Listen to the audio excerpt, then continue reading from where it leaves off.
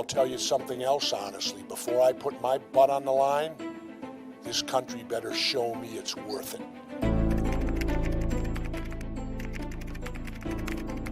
We gotta think revolutionary. You gotta be ready to elect Che Guevara. Because I will change things if I won. We need a single-payer government-run health care. It's a human right. If you're sick, you should be able to go to the doctor. If we weren't spending all our money on these wars, we could have health care 3 times over. Health should not be for profit. Everybody in this country deserves the same health care that congressmen get. They should be no better or no worse than us. After all, don't they work for us? It's a human right. I would start a war on the climate and a war on pollution. I'm watching the oceans die before my very eyes. I got news for you, ladies and gentlemen. If the oceans die, we die.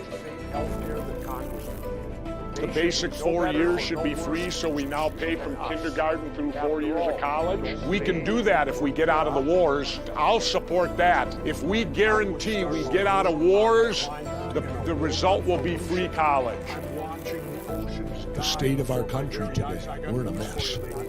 And who is to blame? The Democrats and the Republicans. They have been in charge for my entire life. How can we take our country back today? Simple.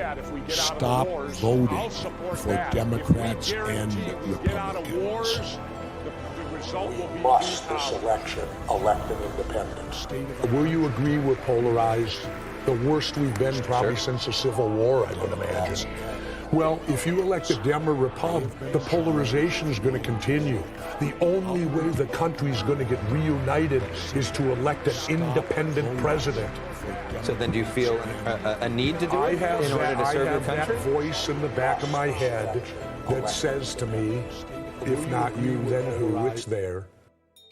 If they got the frickin' guts to let me in a debate, I'll come in and destroy their 2 candidates and steal the election in November, just like I did in Minnesota. Ventura being declared the winner. First he was Jesse the Body Ventura, then he was Jesse the Mind, now he's Jesse the Governor. If the Greens come back to me in the end of July and say, you're my man, if it becomes brokered, I won't shut the door.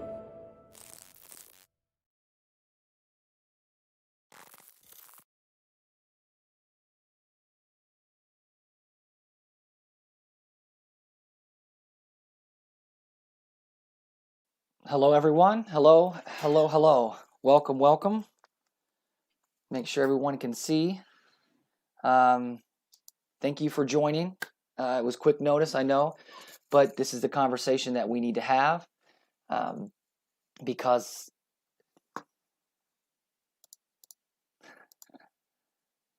thank you, everyone, for coming, for joining. I know it's a short notice, but I really appreciate you guys joining in. This is very much needed because of everything that's gone down this primary season. Is we need to have this discussion and we need to look at all the options about what we can do with our party. And again, since the primary is pretty much null and void, I wanted to get all the presidential candidates together and have a conversation about the Ventura option. And the video you just saw was the Draft Jesse group. They put together this video and they've been sharing that and they've been putting out there, and it's been getting a lot of juice. So I really wanted to again thank you all for coming, and let's kind of get into it. Today we have David, Susan, and Dennis, and Ian was with us, so he may jump back in here in a minute. I know he was calling in. So everybody want to say hello? Susan, you want to say hello?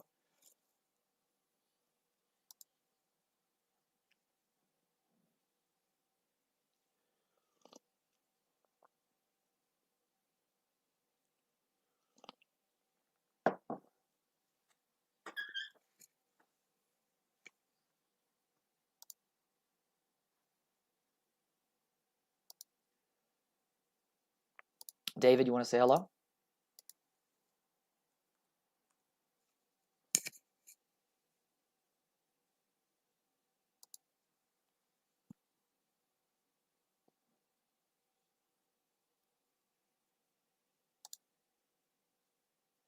on anti-imperialist stuff and the fundamental issues of the country being built on slavery and genocide, and we need to end capitalism and that kind of stuff. But now I'm more running against the deep state coup and this coronavirus crisis that's been foisted on us.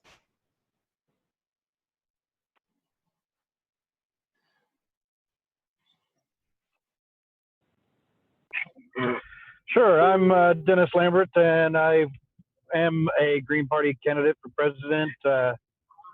I'm running mostly to encourage other people to run. I do have a platform and a great policy, which kind of mirrors a lot of stuff that Jesse Ventura has been saying. So this is one of the reasons why I want to get involved in this discussion. That, and I'm starting to have the same moral outrage against the Green Party that I've had against the Democrats and the Republicans for rigging an election. It's just the reason why I'm not with the Democrats or the Republicans is because I don't like the way they cheat. And unfortunately, I was hoping that the Green Party would have a higher moral ground, but unfortunately, they do not seem to.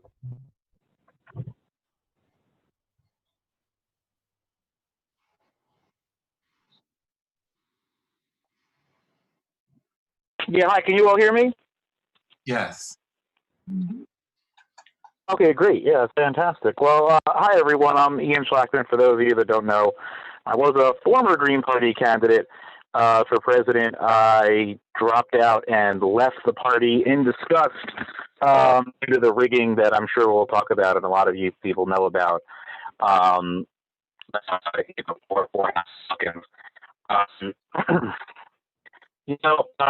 think it's important to say that, I'm not discussing it. I'm really glad that the Jesse Ventura folks are taking on the banner of green.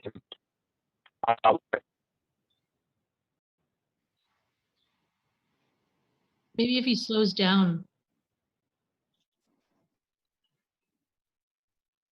You were breaking up a little bit there, Ian. Can you hear me? Mm-hmm. Ian? Oh, he's going to call back again. Well, the sound was muted. Susan, if you don't mind, go ahead and reintroduce yourself real quick because the sound was muted when we started. So. Oh, was it? Okay. Yeah, we're getting this going. Okay. So, hi, everybody. I'm Susan Buxer-Lahaki, running for president of the United States with the Green Party. Chad, thanks for inviting all of us here. I'm looking forward to this discussion. We'll see how it all goes. So anyways, back to you, Chad. All right, Ian, you want to finish what you were saying since you broke up? Yeah, can you all hear me? Perfect. Yes. All right, again, I'm in a really rural area. I apologize. I was just saying that, I look forward to tonight's discussion. I can't stay on too long, but I really look forward to the discussion. Happy to be here. Awesome. Well, we're glad you can make it. Somebody asked in the chat, or thank you for making it. But somebody asked in the chat, explain the null and void part of the primary. Well, I mean, there's a lot of instances that have gone down this primary season. So you can kind of take your pick. The biggest one I feel like is with the Presidential Campaign Support Committee. And that has to do with the affiliation rule. Howie Hawkins is a member of another FEC-recognized political party. And this primary season, they changed the rule to where you can't be registered or otherwise party member. And again, the SPUSA is an FEC-recognized political party. The PCSC has ignored that rule and still given Howie Hawkins the recognition status. And then that recognition status was used to prevent candidates from being on the ballot.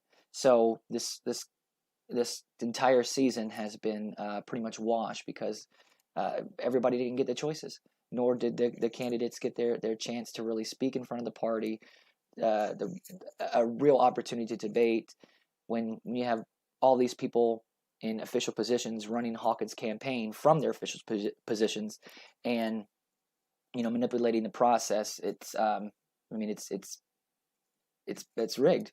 So again, I wanted to talk about Jesse Ventura here. A couple of things just to start off from the start. Again, he said that if we have a contested convention, that he will leave the door open. And that's something very important to point out, because a lot of people think that he's not running, or that he wouldn't reassess the situation. And those were his words. So, and I can pull up the video here in just a minute. We'll talk about it. Also, I wanted to talk about a few things like ballot access. We're talking about debates. I want to talk about celebrity versus statesman. These are kind of issues that people kind of use as far as an excuse as to why Ventura wouldn't be a good candidate, or wouldn't be a good nominee. So we can go into that here in a minute. But Ventura's strategy was to wait towards the end. When he won his governor, won for governor, he waited till the very end of the race, towards the end of the race, before he jumped in, because it's a strategy. It's a way to, when he says, let all the pikers be gone, and then he can come in and, you keep in the news cycle and stuff like that. So this is something that Ventura knows about, and I find it important to acknowledge. So let's go ahead and, but before we start, does anybody have anything to say as far as like your general thoughts, your general consensus of I guess let's start with something strong and positive, and what you could see a Ventura nomination doing for the party. Let's just start right there. Anybody want to start first, Susan, or would you like to start? Well, I guess I can start. I'm not sure that he's the right person for us. Actually, I read quickly about him just before, and he seems to say a lot of things, but then he backs down. So he was saying that when he was governor, he was going to step down from his governorship at the end, so that his lieutenant governor could be governor for a while, a female, and he didn't do that. And so he was like promising, and then he changed his mind. And there were a couple of other things that were sort of like that in what I read about him. So I'm personally not a fan of handing this over to him in any way, shape, or form. All right. And we'll go into that too, because I do believe that he had a conversation about this on Jimmy Dore. We can pull up that clip with when it had to do with the whole governorship, and how the Democrats and Republicans work together. Of course, towards the end of the term, and they screwed him over. We'll get into that. But thank you for that, David. Do you have anything to say, sir, comrade? Well, I'm open to Jesse Ventura being the nominee. I mean, I wish I knew more about him. I wish he had been in the process all along, so I would have met him and debated him and known more about his ideas. But I know a little about him, and he does seem to be speaking out for justice and against the deep state, and we need. It would be good to have somebody who's like well known and can be a media presence to get our issues out there and speak against the terrible things that are going on. I haven't seen him speaking against the repression around the coronavirus crisis, but I hope he would do that, because we have people dying from lack of health care, and then bad health care, and then they attribute it to the coronavirus. And we have the 5G coming on, and like intense political repression and surveillance and social control over everybody, and this mass mind control operation to keep everybody wearing masks and staying home. And we need somebody who can really speak out and call for some way to move forward that's not going to that's not to get us out of this whole dystopian nightmare. So I would hope that Jesse Ventura could be that person. And I agree that the primary has been like totally corrupted with the insiders like manipulating the official recognition rules, which aren't supposed to keep candidates off the ballot. They're just supposed to be for getting some like special assistance from the Green Party. So it's been totally bogus that they've kept most of the candidates off a lot of the state Green Party primary ballots and out of debates in states. And I don't know what's going on with them. Are they disqualifying some of the state delegations so that Howie Hawkins can like have the majority of the delegates already, even though he wouldn't if they counted all the states? I heard something like that. But anyway, it's like it's been the party insiders and people in party positions are also on the Howie Hawkins campaign, and the whole thing should be thrown out. But I don't see like a way to another more valid process, because Jesse, like, he hasn't been a candidate, and like somebody coming in at the last minute, that's not more valid than nominating somebody who's been nominating somebody who has been in the process the whole time, even if there have been some irregularities. So I don't really know how to move forward, or how we like the primary isn't going to be null and void unless the delegates, the party insiders, like all agree that it's null and void. Right. Well, and let me. I mean, I agree with you. And that's the part about we have to put pressure on them. The thing, I guess what you're saying, and let me clarify, because this is what David has been focused on has to do with the deep state, has to do with the propaganda, has to do with these mind control things. So one thing about Jesse Ventura is that he hasn't been afraid to talk about conspiracy theories or ask questions, and to me that is very important, because at this point we don't trust our government for good reason, and if we don't ask questions, we're never going to find out what's going on. And all these things that don't make sense and don't add up over time and all the time, this is that's one of the things I like about Jesse, and I feel comfortable. I feel comfortable, like you said, that he's going to speak on those things and probably release a lot of things. I don't feel comfortable. I hope he will. Right. I don't know for sure, because he hasn't come to us saying that that's what he's going to do. But right.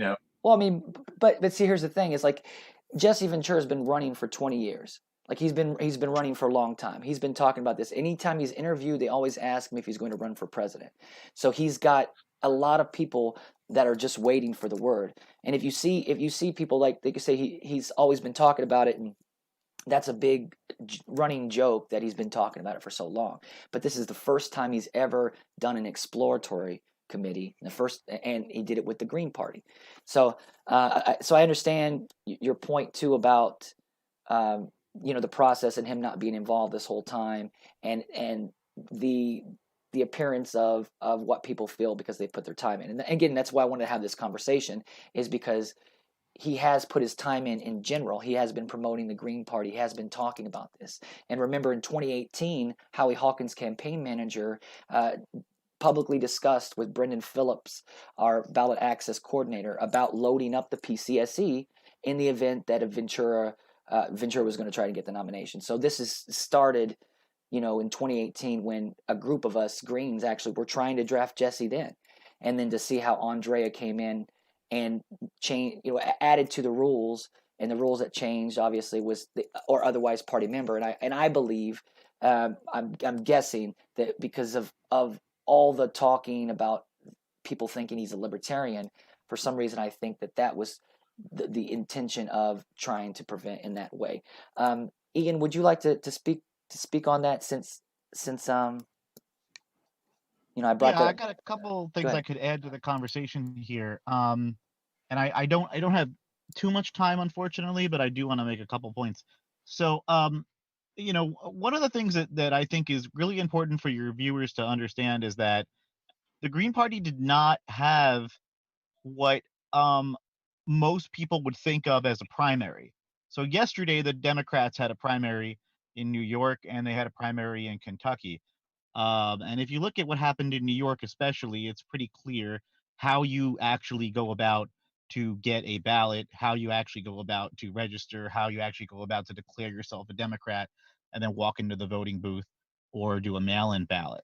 Uh, in my opinion, most of the states that seek to send delegates to national for the presidential campaign um, completely and intentionally obfuscated the process.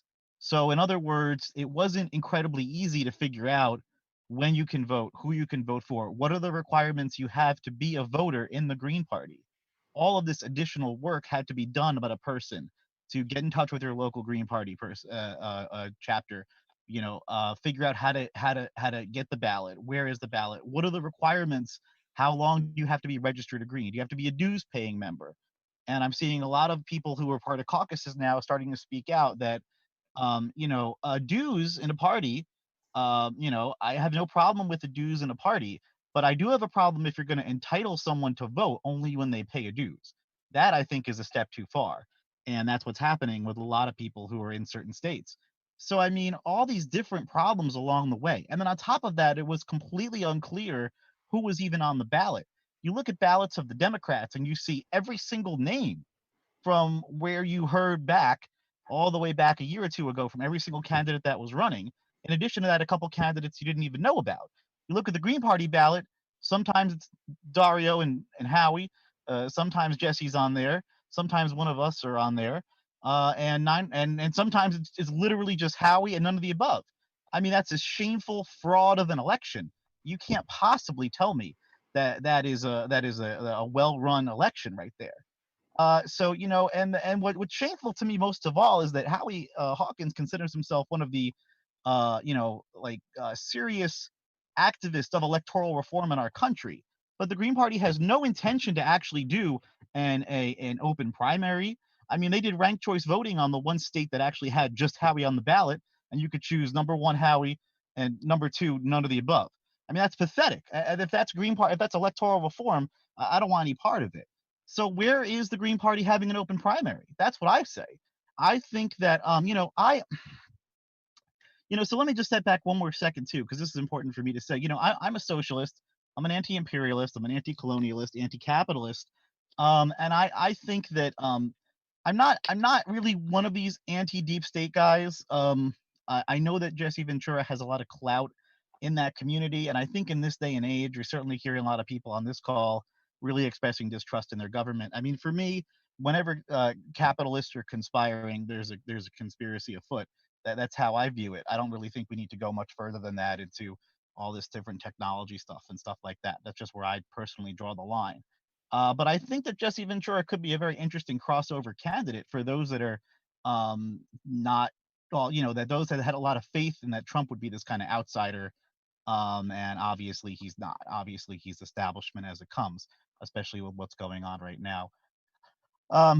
Keeping our, I mean, you could see the throngs of Black Lives Matter protesters around the country, and Trump's response is to literally come at them with the full force of the U.S. military. So there's nothing anti-establishment about that. So I think there's an appeal to Jesse Ventura, but I don't think that it's up to me or any one of us. And I think this is an important conversation. But what I want to see the Green Party do, and I've been calling for this since I left, and I would certainly come back if the Green Party did this, is have one clear, publicized a primary date where everyone could submit a ballot, a paper ballot, and so it's trackable. And then and have it be an open primary. Have it be an open primary. If people want to join the Green Party, we should allow them to join the Green Party. So if you're one of those people that says, I'm not really a Democrat, but I voted for Bernie and maybe I'll jump back to Green, let them jump back to Green. Let it be an open primary. Let them do the work and grab a ballot and mail it in and then we could have all these different people from all around the country telling us who they want to vote for. That to me would be easily the way to do an open primary. The Green Party would put its money where its mouth is. And we could say, we did one simple election day nationally, we publicized it, and here's our candidate. Maybe it is Jesse Ventura. I mean, Jesse Ventura is not just a celebrity; he's also a governor. That's a lot more than anyone else running right now. I will admit that.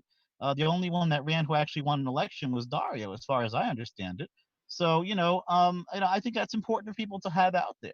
And I think we've just emulated the Democratic Party to a point where it's a parody of itself. We've emulated a failed structure that we complain about all the time nationally. All these little states are doing all their different things, all these different requirements. But we've done it so much worse than the Democrats could ever do because we don't have the same funds as the Democrats. And really, that's just because nobody wants to just open this up. Just say anyone that wants to be in the Green Party primary can be, clearly and proudly. And here's your one day to put your vote in. Here's your one place to mail your ballot. Here's your other ways to send your ballot in if you can't mail it, something like that. And then you're good to go. You do a national primary one day. I just don't see why we have to replicate the failed system of the Democratic Party. And that's my 2 cents on that. Well, I agree with you totally, Ian, but I'm wondering, like, what can the Green Party do at this point to salvage the situation where we have this crooked primary and we have election coming up? Well, Dennis, yeah. Before we have discussion. Yeah, Dennis, you want to say something, sir, on that, and then we'll get to. Well, my thoughts on having Jesse Ventura as the Green Party candidate first is, we need to break the backs of the Democrats and the Republicans. And right now, of the candidates that are interested, the only person I see beating either the Democrats or the Republicans is Jesse Ventura. And if we're serious about winning, then Jesse Ventura could be our candidate. Unfortunately, as Ian has outlined, and we've explained numerous times, that party insiders have rigged the leadership to support the Hawkins campaign, period. So not only will having Jesse Ventura as our candidate give us a greater potential of winning nationwide, I mean, it will readjust the narrative of the Green Party from the spoiler party to an actual viable party, because we would be running somebody who won elected office on a statewide level and who has been very serious, not only about fighting for the people, but fighting for change for the people. And his open-mindedness, for one, just gives me pause to think that, even if he was completely opposed to everything that I stood for, the fact that Jesse Ventura has an open mind and is willing to think outside of the box, shift the paradigm, change the Overton window, whatever you want to call it, that gives me enough incentive to want to support him. And really, I mean, that bottom line, if the Green Party is really interested about building a movement, we can't get Bernie. There's a chance we can get Jesse. Agreed. Yeah, something that I've seen from this whole process is there's been a lot of really good people that I've met. I call them Venturians because, I mean, it just cool people, and it's interesting to see the people that are coming here for Ventura, and then them dealing with the internal toxic wing of the Hawkins or Andrea wing or whatnot. They've been running into that same thing. So we have a real culture problem.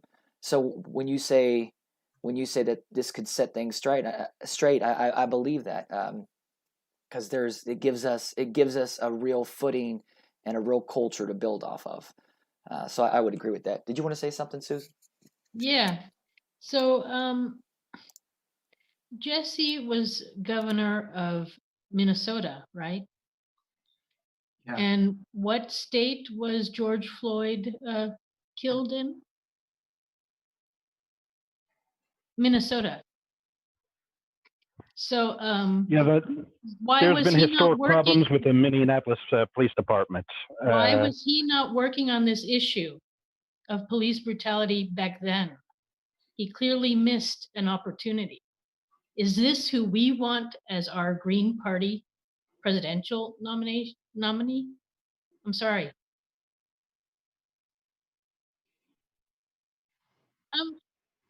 I'm saying he was governor.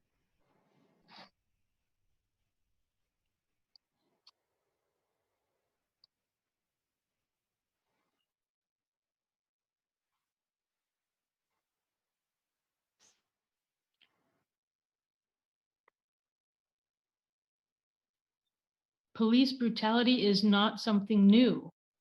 This has been going on forever. He had an opportunity. He had an opportunity when he was governor to stop it. And did he? No. I don't know. He could have. I don't know.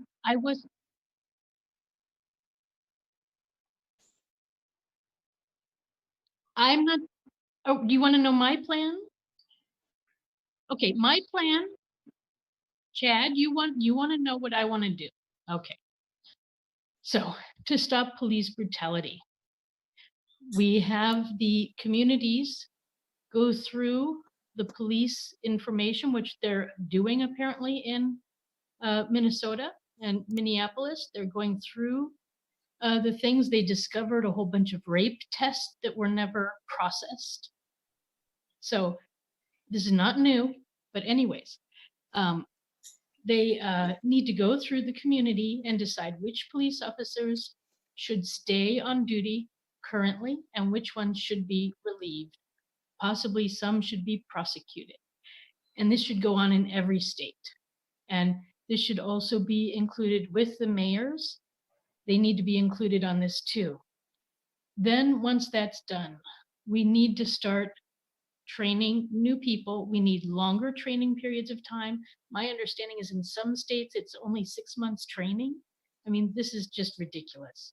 So we need a lot of training. We need training in peace and training in negotiation and all sorts of cultural possibilities so that our police officers are well trained. The other part of that is they should only arrive on a scene when they're called. They should not be on patrol anymore. What they're doing right now, the police officers, is I'm sorry, it sounds harsh, but they're on like a hunt. They're looking for people doing bad things. And if they don't find it, they sort of force it. And it's not good. I'm not saying all police officers are like that whatsoever, but there are some that are really doing that, and it's not good. I will give you an example. Today, we don't. I mean, we don't have to go. I just wanted I'd like to address this too. So. All right. Yeah, we don't have to go too far because I want to stay on. You know, I just wanted a kind of an example of what you would do. I mean, since you were kind of blaming Jesse for what happened in Minnesota. Today, I had an experience with the Swiss police. My daughter had a opportunity. She had cancer, as some of you know, and because it's a health risk of a life, she had the opportunity to have a wish granted, and her wish was to have a balloon trip with a girlfriend of hers. So this morning we were up on the hill behind our house, and when they were putting the air into the balloon, the machine that they needed made a lot of noise. And so all the neighbors around there started calling the police. And then the police came and they got out of their car. There were two of them. And they came up to the guy and they were asking, why are you doing this? Where's your license and all this stuff? And while one guy was talking to the man, the other one was walking around the car and everything. I asked them if I could video or if I could take a photograph, and they said no.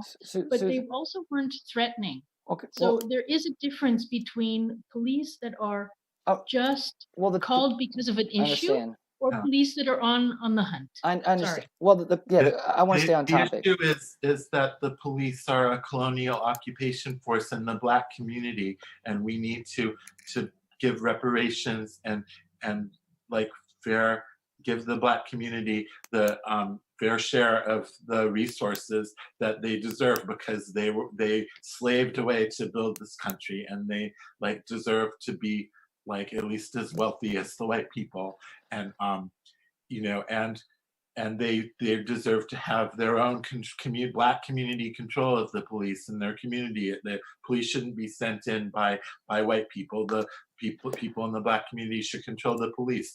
And Right. you know, it could be an issue. I'm going to check with Jesse. Well, let's. So Jesse was governor of Minnesota from 1999 to 2003, and that was 17 years ago. And I don't really know exactly what he did when he was governor of Minnesota.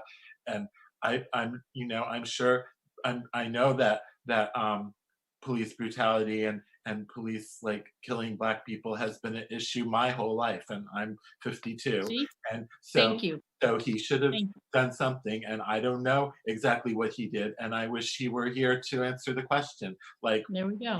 We need like Jesse Ventura should be on this meeting, or we should have another meeting and get him on to talk about this stuff.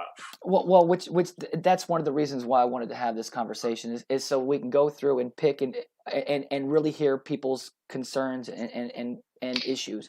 So, you know, one of the things that we can is find out, you know, about his governorship and all the issues and stuff that went on with that. Can I say something? Sure, go ahead. I'm sorry. I do have a hard stop at 7. I apologize. But I really wanted to be on this call. You know, I just want to circle back to a couple things if I could. I just want to say, since we are in the middle of what I would call an uprising for Black lives, that I think that, you know, Camden-style resets of the police department are very important. But I'll leave the topic there because I know we want to move on to other things. One of the things that I want to get to is that I too, as a candidate and as someone that was a Green, I do wish that Jesse would dip his toe into the water a little bit more and give us some more insight. Some of the things I've heard him say have been great. Some of the things I heard him say, I was a little like, I don't know about that, such as like wanting to draft that Kennedy, who I don't think would be a very good running mate. But, you know, I think if he was in it a little bit more, we could hear a little bit more about that. But I do want to say on the other side of this, I mean, since I started to speak out about the rigging that I saw in the Green Party, I have been maligned over and over and over again by people that used to beg me to run and work with them. My personal life has been, you know, attacked. My candidacies previously have been attacked. My work in the community has been attacked, all by sitting Greens, all by Greens that are sitting on the steering committee, that are working on Howie Hawkins' campaign, that are like his diehard volunteers. And I mean, we kind of find out a little later on that this is the way that the Hawkins campaign operates. You know, they're actually out there trying to get dossiers on people and handing them out to volunteers, telling them, here, take this and go cause havoc. That's nothing else but doxing right there. They can call anything they want. That is doxing. You're literally handing out private information, personally private information. I mean, you know, if you want to attack someone on an issue or because of something that happened in their past that's relevant, that's understandable. You know, but you don't hand out that information to volunteers and say, here, have a field day, start trolling like we do in the Howie Hawkins campaign. I mean, that's just pathetic. That's so sad. I don't even know where to begin. So I really am not surprised that Jesse Ventura is not going to go any, you know, has had just extreme hesitancy in getting into this fight. And frankly, I don't see who else would. I don't see anybody that would. I mean, you know, I really think that if the Green Party under the Hawkins regime, and it's only going to get worse now that they've quote unquote clinched the nomination in their words and refused to have a contested primary, you know, I think it's only going to get worse, that you're going to see more and more and more personal attacks gaslighting people, calling people crazy who are against Hawkins. It's just going to get so much worse. And so I think you're going to get all kinds of people who previously in previous election cycles said, okay, Green Party, I'm going to give them a shot. I'm going to give them my support, just walking away and throwing their hands up and saying, hell no, I'm not going to work within this kind of crazy environment where if I don't agree with what Howie Hawkins' campaign manager says, I'm going to get harassed on social media by all these people. Like, this is just madness. I mean, it's funny to me because you had the opposite problem with Bernie Sanders. A lot of his supporters were like, Bernie and his team needs to get angry and start, making it about Biden's past and stuff like that. And he never did. He just kind of took a really soft approach. You've got the opposite with Hawkins' team, where they're just, if you actually talk to his campaign manager, it's like, yeah, get out there, start trolling people, insult people. I mean, I've never seen someone who was a former steering committee member just like blatantly insult people in the LGBT community, just insulting them because they didn't agree with Hawkins and they just said, we're not going to work with you anymore. I mean, just silencing voices of all different prescriptions, voices in the Black Caucus, voices in the Lavender Caucus. I mean, it's one thing after another. And then every single time he messes up or says something ridiculous and people call him out on it, he's never at fault. And if you say something, you're hurting the Green Party. I mean, people are not stupid. They are not going to join a party that is operating this way internally. And you know what? I mean, so that's why I don't consider myself a Green anymore, unfortunately. And I'm always happy to support you all that are trying to shed light on this. I've done interviews with people that have asked me about it. I don't go out there and say, hey, let me get on the internet today and talk about this. There are people out there that repeatedly ask me my opinion, and I'm happy to give it, just like you all did today. There's other crises of the day, and I just think that, the other thing that bothers me about all of this too, and I just want to put that out there, is one of the reasons that I publicly resigned from the Green Party and said I'm not a Green anymore is because I was just tired of the Green Party touting my activism and the work that I did in Baltimore and my effort over and over and over again to work across racial boundaries and economic boundaries, as like their victory, as like proving that they did a good job. You see people today fleeing the Green Party. Young people that I know who worked within the Green Party years ago are now openly running as Democrats. And frankly, they're treated a lot better there. So I don't know what else to say. I have to go with what people are seeing in the streets. Years ago, I fought to get Jabari Brisport as much credit as he could when he ran as a Green. And I'll leave that there because I did a lot for his campaign. And this time around, he ran with the party, like the Democratic Party, that actually wanted to win a lower level race. And the Green Party, and this was my number one thing when I ran, is never going to be taken seriously until we start to take ourselves seriously. We need to win locally. This machine that the Hawkins campaign has created is just about sending as much money as possible up the funnel, up to the Hawkins coffers, so they can decide to spend it throughout the country, hiring more staff, flights for Howie, all different kinds of just wasteful things that we could be spending locally to build the Green Party in cities across the country. We could be leading people, out there on the streets today, and instead we're always behind, saying, hey, well, that's us. The Green Party loves, Black Lives Matter. We have to do something. You can't just say, oh, I support this policy and then never be in a leadership role. So, this is the kind of stuff that I'm talking about. The Green Party's got to build. And, this opportunity with Jesse Ventura, I hope he does, come around to it. But if he doesn't, and other people don't that have normally supported the Green Party, I just wouldn't be surprised. I really wouldn't. And I hope this is a warning to those that are listening out there today, because these people that are running the Hawkins team, they want to shrink the Green Party to the size where they can, as that famous Republican operative said, drown it in a bathtub.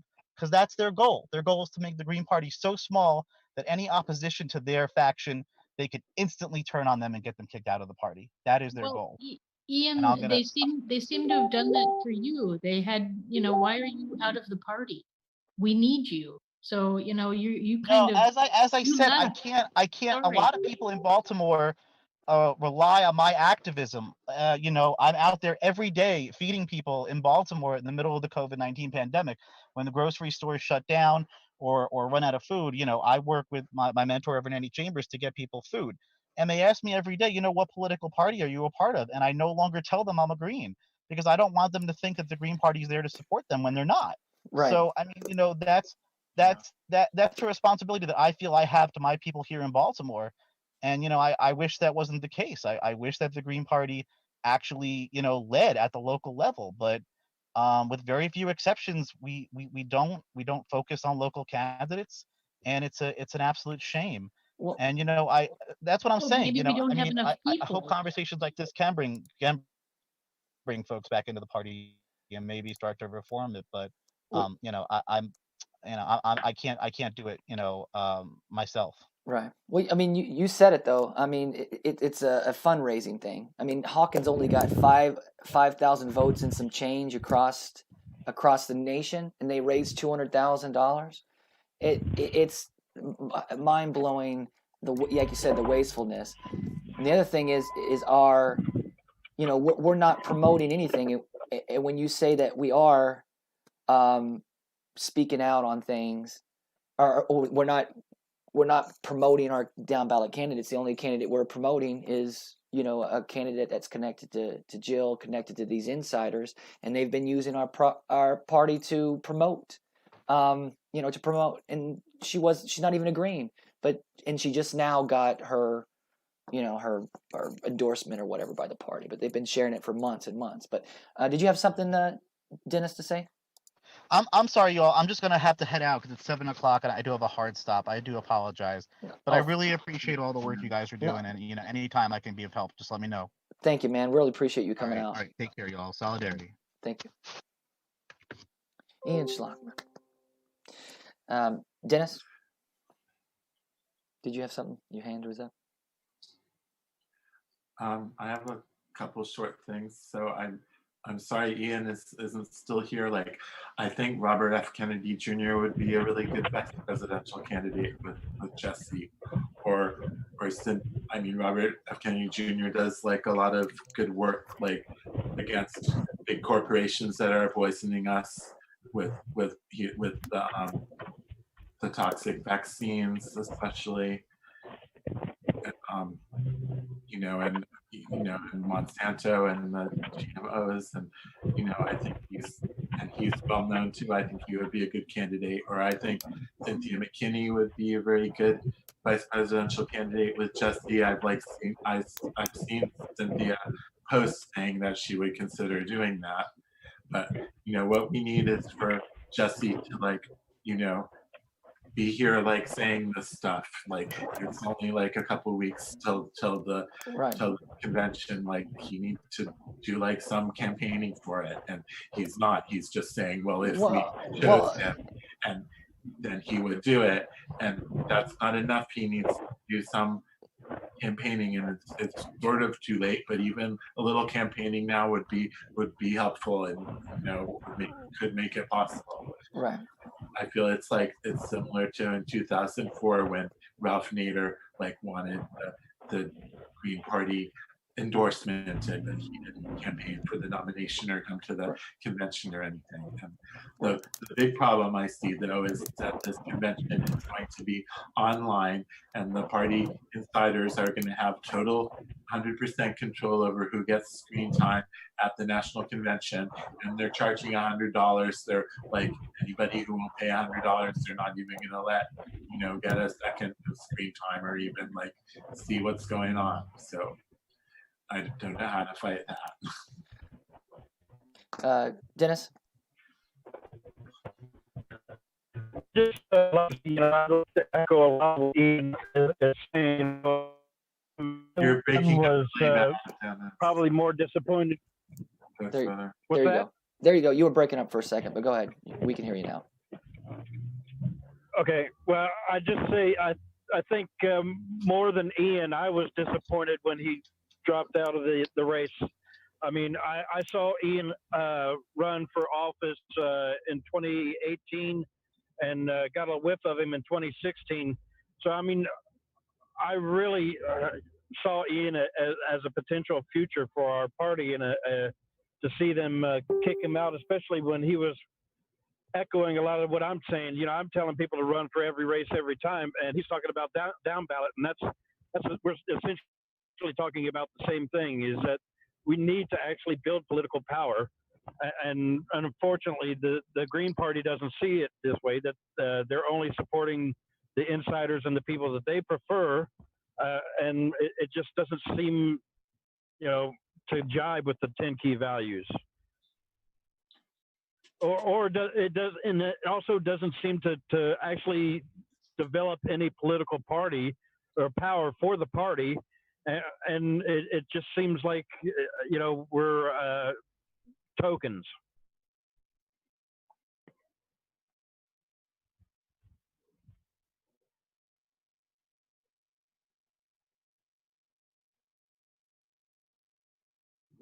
Name recognition is a big thing. A lot of people point out, they say celebrity, and of course, Andrea says celebrity. All these people keep saying celebrity, but he has been governor, he has been mayor, he has been elected to office. And and see, the thing about Dennis, one of the big things that Dennis has been pushing this thing is about running local candidates, and really any and everywhere we can run somebody, let's run somebody. And that's something that Jesse Ventura could bring to the table, because people are automatically going to jump in, and we're having this I guess problem about, okay, how do we have this conversation? If we say we want Jesse, how do we get people to say, okay, let's do it? And I mean, for me, I look at it, we're a grassroots democracy party. So if we have a wave of people come in and say, this is what we want, we're going to vote green, we're going to do this, then that is going to put the pressure on it, as well as continuously exposing the Hawkins campaign and their wing and what they've been doing, which is actually going to lead to other figures being exposed for what they've allowed and what they've been engaged in. So what we're fighting is people that are holding on to the control of the party. So the GPUS is our national party, and we're a federation. So we have all these state parties that join on the federation level. But we know that since our national party is the face of the party, that's the one that is most important for them to control. That's why the narrative of is everything. That's why they put Michael O'Neill, our communications director, which is also on Hawkins' payroll. He's been working for Hawkins since 2010. He's been the one that's been working on Jill Stein's Facebook page, and they've been sharing their Green Way Forward with David Cobb. They've been sharing that on our official channels. If you go look at our page, our Green Party page, right? So we have the Green Party Nation right here. I added the pages to follow. You can kind of see what's going on. They posted one thing this week, and it's gone up from last week to 0.01%. There's 160,000 people that are subscribed to our national party's Facebook, right? But we're only putting out one piece of content, one random thing here and there. These people are doing this on purpose.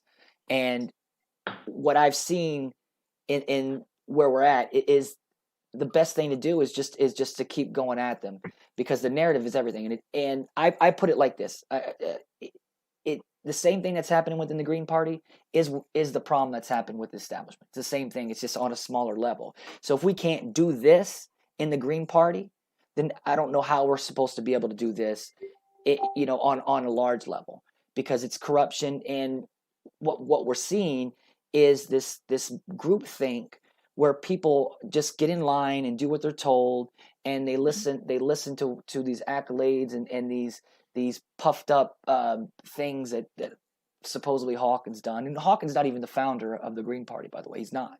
He was invited on behalf of another club or whatever he was in. I mean, the Clamshell Alliance, yeah. And they invited the Clamshell Alliance, and the Clamshell Alliance, had Howie go, and what Howie.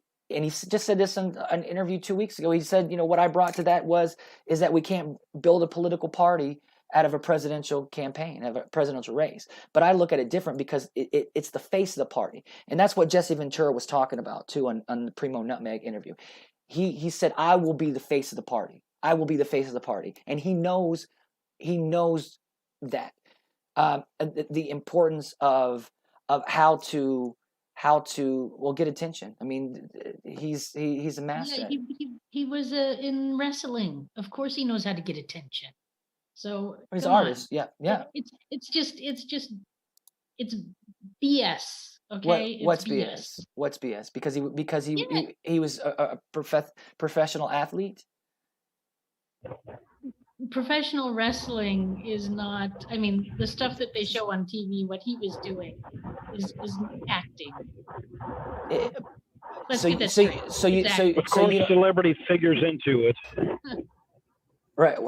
So celebrity figures into it because it gets attention. Our last two presidents have been celebrities. Obama became a celebrity in was the 2006 or 2000. Yeah, 2006 when he made some sort of Obama gave the keynote address at the 2004 Democratic National Convention, and he was warmongering even then. I and the anti-war activists I know were protesting Obama back to 2004. So in that ad that you played for us from Jesse, he said two things. It was from people who wanted to be president. He said, war. We're going to go to war on climate. Sorry? On climate. On climate, and war on something else. And again, these are men's terms. Let's try to switch the idea. Why do we have to go to war on everything? There's something called peace. There's something called being pro something. Rather than anti-racist, why don't we be pro-diversity? So it's your problem is the language. Terminology. Right. Terminology. Okay. We don't have to go to war on everything. Well, I mean, I understand that. I understand what you're saying, the principle, but to say we're going to war on climate as far as pollution, that's not the same thing as someone saying we're going to go to war. These regime change wars. And one of the other things he says is let's everybody gets free college. Let's get everybody out of war, and then just give everybody free college for that. The thing about Jesse Ventura is that he's been talking politics, he's been talking ideas, he's been talking these things for a long time, and to dismiss him down to just one or two things. It's like any of us, right? Our value is not just off one thing.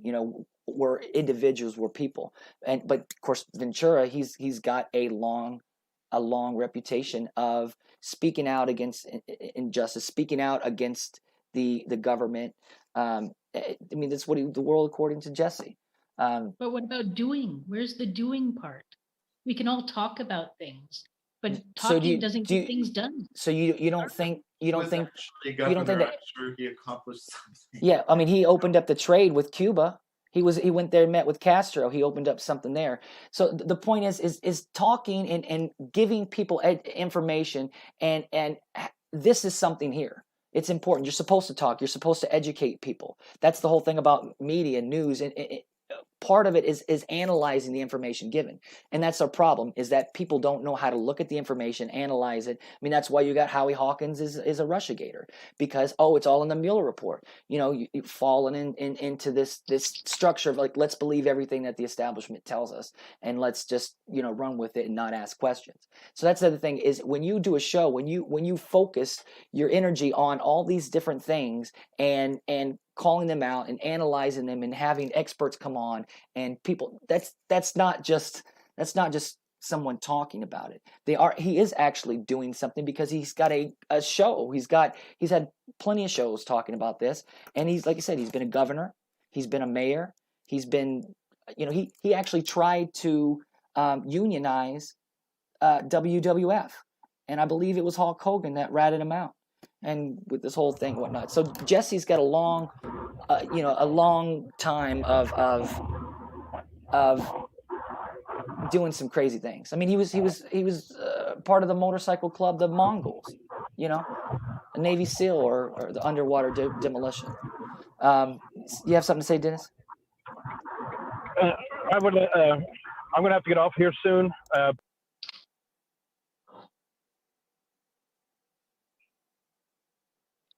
Dennis, you're muted. But I would like to address one of David's. I don't know why it keeps muting me. So one of the reasons that Jesse has said that he's not running right now is, for one, he would lose his job and his health care, which is a very reasonable thing not to lose out on. And secondly, when he said when he's met with Green Party leadership, they told him there's no way that he could win the nomination at all, so don't even bother. Yeah. Yeah, but the longer he waits to get into it, the more true that is. Well, I mean, yeah. I mean, he didn't have to like say that he's running. He could be exploratory and just be doing these calls with us every week, and that would do something. Well, right. So, like, but remember, okay, so what happened? What he's saying, so they started, Aaron Fox, and so Justin Beth is on the PCSC. He's the liaison to the PCSC. He's also on the steering committee. He's also a national co-chair for Maine. So he was on this exploratory committee as a fake name named Austin. And so he's at a big conflict of interest. He's the one who talked to Jesse in the first place in 2019, I believe, and then basically put Aaron Fox in position.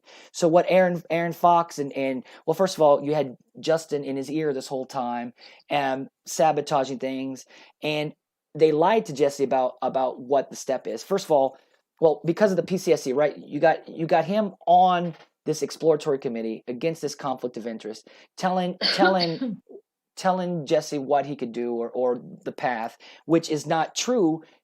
They weren't completely honest because they were ignoring all the crimes and all the election fraud by the Hawkins campaign and how they've rigged it, which includes, the affiliation rule. And that's something that if you can go see any of the conversations or threads with Justin Beth, and that's the one thing he keeps ignoring. He keeps going around it. They don't want to acknowledge it because that is the key part, is when they gave Howie Hawkins official recognition and then state parties use that official recognition to keep us off the ballot, that is committing election fraud because Hawkins should have never had that from the beginning. And Justin Beth was on that meeting. So I'm just coming back around. So that was what Dennis was saying, is that he's not going to lose his health care on the hopes that he's going to win on a rigged ballot. So that's why he said, hey, so here's the thing. When he said he quit, right? Aaron Fox, and they tried to shut everything down. They tried to shut everything down. Okay, he's not going to run, which was their whole goal, their whole purpose, their whole point.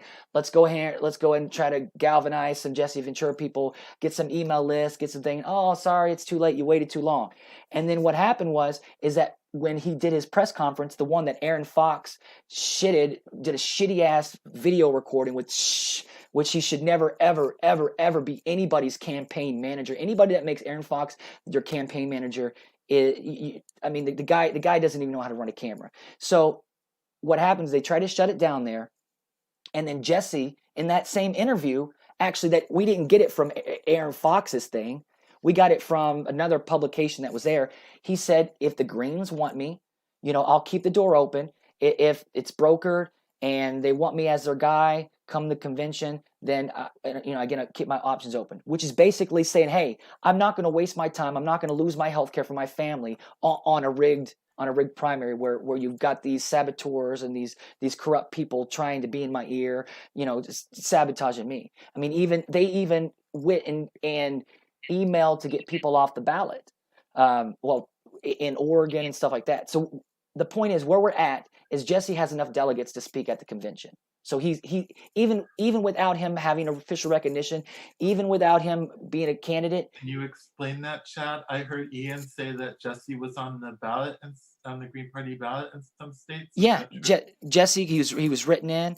They were going to have him on the Oregon ballot as a undeclared, but bottom line, I got 3 or 4 delegates. I think he's got some delegates in Michigan, Connecticut, and Indiana. Maybe, is that right?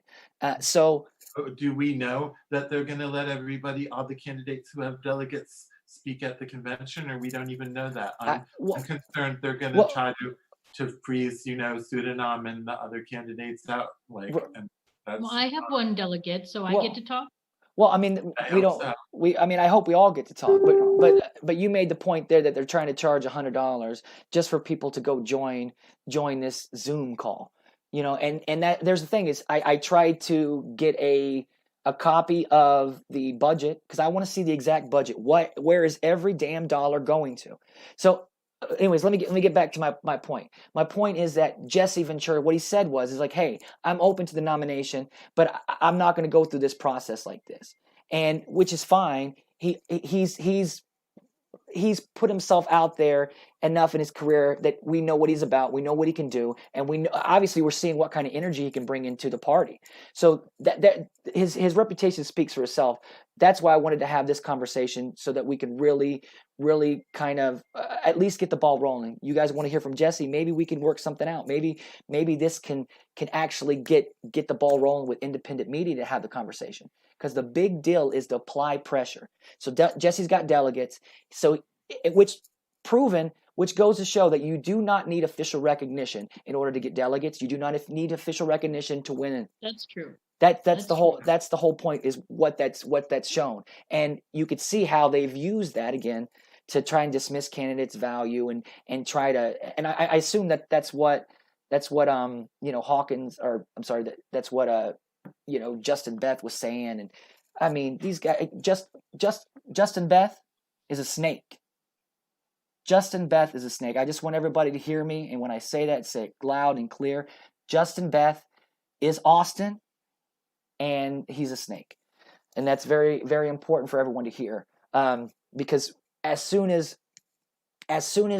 so let's just talk about real quick about the process of what's been going on in the actual Ventura camp, because that's a big thing, is that people think, oh, he's not running, no, he's not going to run, this and that. He always says, here's what happened. So Aaron, it seems like Aaron Fox has these like breakdowns every once in a while, and he's quit a couple times or something like that. And then of course Justin Beth comes in as liaison to the PCSC, as steering committee, as national co-chair, and he should not be engaged at all. So once again, like I said, once they tried to shut it down, they saw this other group of people, focusing on that point to say that it's still open. It's just, you got to show me you want it. You got to tell me, hey, put your butt on the line, because he understands the reality of it. If you're really going to pressure the establishment, you're putting your life on the line. They have no problems knocking you off. They have no problems fucking with you. And that's the whole key. That's the whole point, is he wants to know that people are behind him. He's not just going to jump in. And I saw that, and other people saw that. So then Aaron Fox and Justin Beth, they kept going. They wanted to keep going. Okay, well, we still got people coming in. We still got some energy. We could still get some more email things, whatever. Well, it wasn't until they started seeing, okay, a lot of shady shit going on in this little community thing, that they split. The volunteers said, you know what, I'm not going to deal with Aaron Fox because he's not the campaign manager. Now he's got a PAC, which he should not be running a PAC and then trying to speak for Jesse anyways. So there was a big conflict of interest. FEC shit right there. They could, like they're messing, they're fucking around. So as soon as that the volunteers split off to do their own thing, Justin Beth, AKO Austin, sent this email, this whole long thing. Hey, if you don't shut down your PAC and do all this kind of stuff, Jesse may sue you and all this kind of stuff. And this whole thing, if you don't respond, it's this and this and this. I mean, this whole long thing. And he should not have been doing that. First of all, because of his conflict of interest and because of the FEC thing too. So there's a couple things. So point is Jesse was lied to, and it's clear because before that, Jesse said, I'm going to vote for the Green nominee. That's what he said. And then after that, on the Primo Nutmeg, he said, there's nobody I'm going to vote for. And he said, I will write myself in. He's like, he's like, okay, I'll say it like this.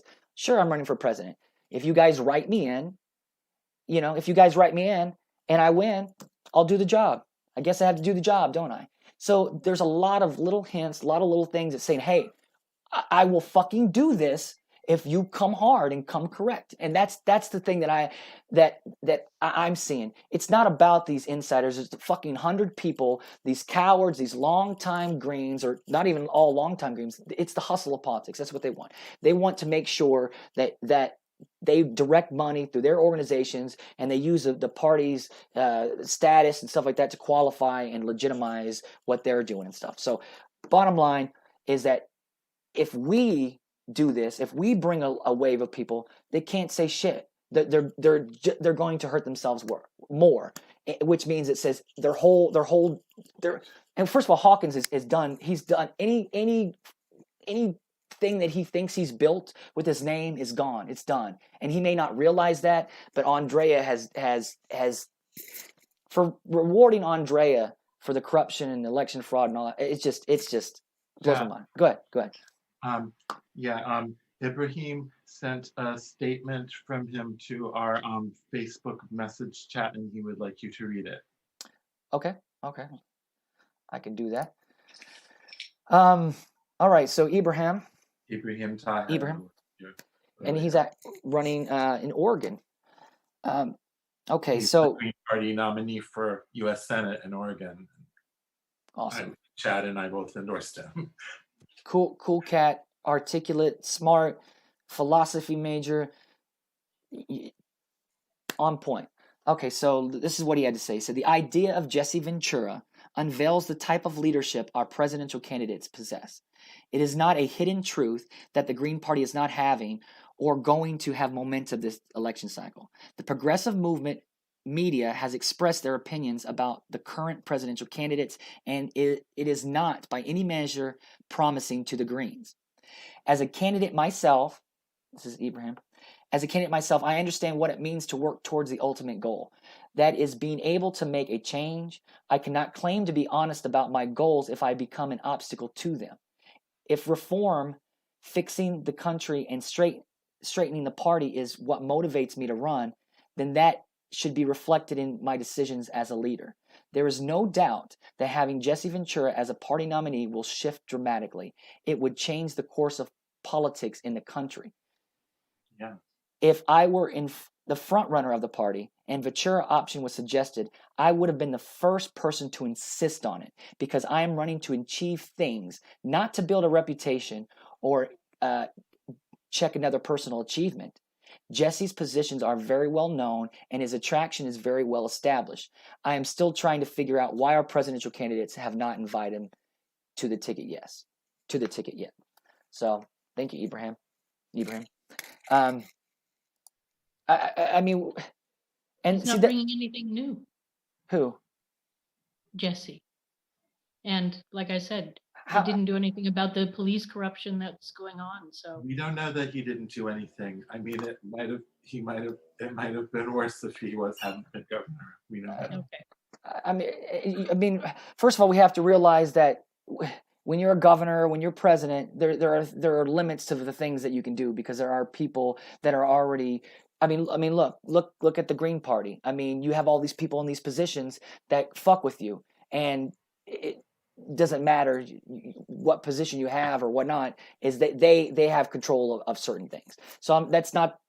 I don't know all of Jesse Ventura's governor thing, but I think it's a really weak argument to say, well, because of what just happened in Milwaukee, you're directly blaming Jesse Ventura. That's. I mean, first of all, that's ignorant, and I'm sorry to be like that. But you're saying you're not processing all the information, and you're not. First and second of all, is we all change, we all move forward, and you could see Jesse Ventura's progression. You can, and if you had actually. And we're having this while we're having this conversation too, is the people that have studied and have followed along Jesse Ventura are waiting for this. And there will be a wave of people like we've never seen in the Green Party if we so choose to do this. And, you know, and I'm only bringing that up because I want us to win. I want us to be viable. I want to change history. I want to be a part of making history. That's what I see this, because this is not just the nominee and blah blah. You guys are blinded by his stardom. He was a fucking governor. How his stardom? It's about what he is and what he's about. Do you even know anything about his personality, about what he stands for? Have you how many hours have you spent going over Jesse Ventura? None, because he's not with us. So you don't here. know. Where is he? I don't care to know. I So did you a don't. little research, and what I discovered Well, was that's enough. I don't need well, to know more. then and you're running for You're not president. selling me. So You're you're not running. selling So you're running for president, and you're saying that somebody that has name recognition, that all these people are coming in telling, hey, we will support the Green Party, and you're saying that's not enough for you to do your research. You're saying, oh, I read enough. That you looked at one little article. That's your presidential. That's how you go about bringing I change. looked at more than one little article, and I Okay. watched some videos. Right. And for what? all right, 30 minutes? I am not sold on Which is doing your plan. Yeah, No, So well, I that's suppose, fine. Chad, if you really want to do this, then you can count me out, because this was supposed to be a discussion about whether we should or should not.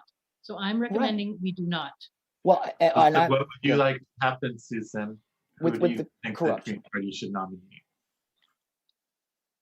Who I think the Green Party should nominate is who the Green Party nominates. So we're not at the convention yet, are we? The delegates have to come out and say who they're nominating, don't they?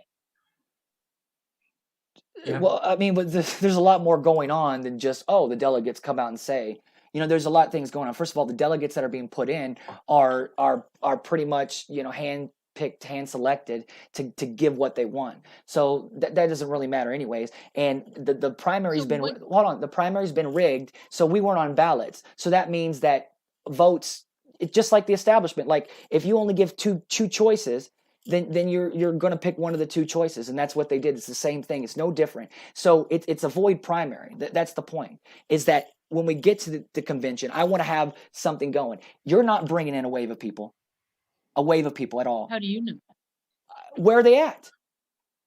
Where are they at? Do Where they have to turn green, or can they just be? No, they can be. People who will vote for me. I mean, they can vote for you, but I'm saying, where's the energy at? Where's your base? Because where's it at? How are you going to get people to vote for you? And all I'm hearing from you is that because you're a woman, is that you think that people should vote for you. And then I'm repeating, summing up what you've been saying since you've joined the race. So okay, Chad, if that's all you've heard of my policies, I'm sorry for you, because you haven't done your homework. I've heard you say that the problem with homeless people is that they need a bath, and you're going to go out in a camper and give homeless people baths, so then that will lift them out of their problem. But I've heard that kind of and stuff. You believe in the death penalty too? Which is violence? Yes, I do. Okay, well, so then you don't believe in the parties. And you said no, I've never said I follow all the Green Party line. No, I have my own opinions on some things for sure, which I think we all do. You're still better than Biden or Trump, but what's the difference when someone doesn't know how to process information? And I'm not trying to be mean, but you don't know what you're talking about. You missed the whole point. You missed the whole point. I don't even think you know what really the depth of what's been happening here. For you to say let's wait till we get to the convention for them to nominate someone under this bullshit process that we've been talking about is rigged shows that you're not even taking step one to be. I don't even know where you're at. I thought we would be talking about that here. Chad. You're saying we should wait till the convention. This isn't waiting to the convention. This is what we're doing now. This is it right here. We have a wave of Jesse Ventura people right now that are interested in this. They're following. Let me tell you what they have to do. They have to find out whose house is this convention being broadcast from, which one of those Howie Hawkins supporters in the Green Party leadership, or maybe more than one of them, is hosting the Zoom meetings at their house, and go to their house and go in the house and get on the meeting, because that's, well, I mean, I don't think so. In a normal physical convention, people can show up, and there could be 1,000 people show up at the meeting, and they could have some effect. But if they show up online and they're not allowed in the meeting, I mean, Nothing is going to happen. The insiders are going to pick whoever they're going to pick. See, I don't think so. See, this way I look at it. You guys have to remember influence, right? The power of influence, the power of having a platform to speak. That's the one thing that Jesse has that none of us have. Zero. We don't have this. Howie Hawkins doesn't have it. He's been running for 50 years, over 50 years, over half a century. He's lost 24 times. This will be his 25th and has won nothing at all. Everything that they've said about him is far-fetched. He's done nothing. He cares about nothing. He's a political nomad. So that's not a fair criticism. I mean, you could do a lot of good running 25 times and not winning. You could get a lot of issues out. But look at his character. That's what I'm saying. His character. David, I mean, right. Anybody that's okay with rigging a primary and allowed what's going on, I have no respect for it all. True. I don't respect that. You see what I'm saying? Like to me, how can we stop this? Chad, what's the plan? The plan is to promote the hell out of this, right? The idea is to have this conversation, to show the world that the Green Parties care about leadership. And leadership is not saying, oh, I'm the best person. Leadership is saying, hey, who is our best player to put in at the game-winning moment when there's when the bases are loaded and you put your best hitter in to come in and you're the bottom of the ninth. I mean, whatever sports reference you want, you put your best player in. So who's going to be the best against Trump and Biden? Ventura. Oh. I mean, that's what I'm saying. You don't think so because you don't. First of all, if you just told me I didn't do my research, I'm on a you. person. No, I got you. Green, sorry, Chad. I am a person. No, you're. And I mean, you're fine. There are others like me. There are others like me. I know there's a lot of people that don't understand what's going on. I understand that, but the point is that we're having real discussion about somebody that's viable, and none of us are viable in the way that Ventura is. Period. There's no. He's been campaigning for 20 years. 20 years, over 20 years. And there's all he had. Once he says, okay, I'm running for real, shit should hit the fan. It would be a wave and it would create a culture. That's what I'm saying, the Ventura wing. It's look at the vibe and the energy that's already come in that I've experienced. He should have said he was running for real months ago. And this thing about, his like health insurance, like, why didn't he raise money to like pay for his health insurance, to give him to what? I mean, he could, if he's got so much support, then he could have raised money to like get a salary to pay his health insurance. Or maybe that's not, I don't know. So the point is okay. So if you look at his governor run, he came in right before. So his strategy, he's always said that. Like if you had done your research, like if you watch. No, I admit that I haven't done the research and I don't know enough about him. So he's been talking about. Well, he talked about this in Primo Nutmeg back in November, right? He said, why come in now? You got to wait till the piker's gone. Wait till it's down to 2 people. And then you utilize the media, the energy, when there's only a few months left. So that way you can keep it in. You don't want to burn it out. So this is part strategy. That's what he did in his governor race. And he won. There has been 0 Greens that have won governor. 0. Did he get a party nomination when he ran for governor? I don't know exactly. I don't know. He ran as an independent. See, he was running for November and he started months before that. And the Green Party nomination is decided in July. So you have to start months before that. And so. So here's the point, right? So I'm so sympathetic. I would probably. So if Jesse, if first of all, if the Hawkins campaign did not lower all these delegate counts, then he wouldn't have got this new markup or whatnot. This 51%. So the details about how they lowered the delegate counts. I'm not sure yet, but my point. Find out about that. My point is that what he's done was correct because all he had to do was come in and get enough delegates and force it to go into the second round. That's a strategy, and he has the recognition that he can do that. He doesn't have to go this whole lane because all this hard work that we've been doing, he could snap his fingers if he really said it. But he said in the video, he's like, if you really want me to do it, you got to show me. You got to show me. If you want me to put my butt on the line, you got to show me that you want this. And for me, for all the stuff that happened with Aaron Fox, leadership doesn't want him. I mean, it's What you I'm know, what I'm Look, saying. can I grassroots. say something? There's, Yeah. Go ahead. he's Go ahead. just one celebrity out there.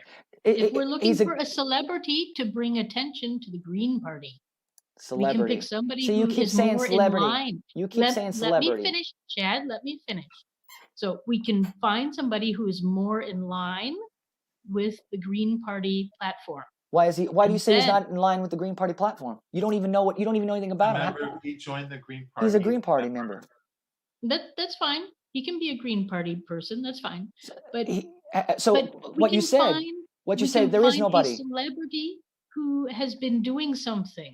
You mean like Who has governor? been- You mean like governor? Like someone that's actually been Somebody speaking has truth to been power? doing- Yeah, speaking truth to power, calling out all these illegal regime wars, talking about all these false flags, talking about all these things. See what I'm you're. not impressed. Chad, I'm not impressed. And nobody's impressed with you either. That's the whole thing. I mean, Well, that's fine. Thank you, Chad, for. Well, I mean, if here's you want to be, we got to have a real honest conversation. And what you're saying is really silly to say. First of all, to say celebrity. Yes. If you're known, if you're well known, somebody could call you a celebrity. So you saying, okay, I'm gonna take out my known or my. I'm a little frustrated. It's not a problem that he's a celebrity. The problem is what he's not doing. Somebody could be the most famous person in the world, but they still need to engage with the Green Party like they're a with some Okay, so humility. who is he talking to? Who is he? There's my point. So what you're saying is right. I mean, I agree with you there. I would love for him to come and engage and really figure out all the mechanisms of what's going on. And I would say that would be something that we need to do. Say, okay, if we're going to give you the nomination, then we need help. We need to do a Ventura-thon and get every state on the ballot. The Green Party, not independent lines. The Green Party on every ballot. So and what you say, really get engaged. And here's something he said too. In his thing, he said that the Green Party is fractured, and he's like, I can't come in and fix the Green Party, if it's not ready. So that's why we're having this discussion. So I mean, I'm agreeing with you there. We're taking it down, but the point is that who Jesse Ventura has been dealing with is Justin Beth and then Aaron Fox, and Aaron Fox trips over his feet anytime he eats soup. These people have purposely sabotaged. They've purposely gone in these people's ears. I mean, look how the narrative, how they talk about us and how they treat us. It's the same thing. So Jesse Ventura, we have to remember that he's making decisions about what he knows about the process. And now that we've been aware, and that, first of all, that the Venturians, they stepped up and they caught on to all the rigging. They've been sharing it. They've been really pushing. They've been energized, and they want to be green. They're down to be green. They've even signed up to be green. Ventura signed up more people to be green in that 2 weeks he was in exploratory than Howie Hawkins has in 50 years. Or any of us. And I can't, and for me, is I can't bring into a party that treats people like this. And I've said this from the beginning, is that when they say, oh, well, who are you bringing in or whatever, you can't grow a party off a broken foundation. And you can't. So that's why I've been focused on the internal issues, and that's where we're at. If we can focus on, okay, who's the problem, who's the people that are in the way, and then say, here, Venturians, these are the people that we need to expose, and here's the people that you need to go and make yourselves known.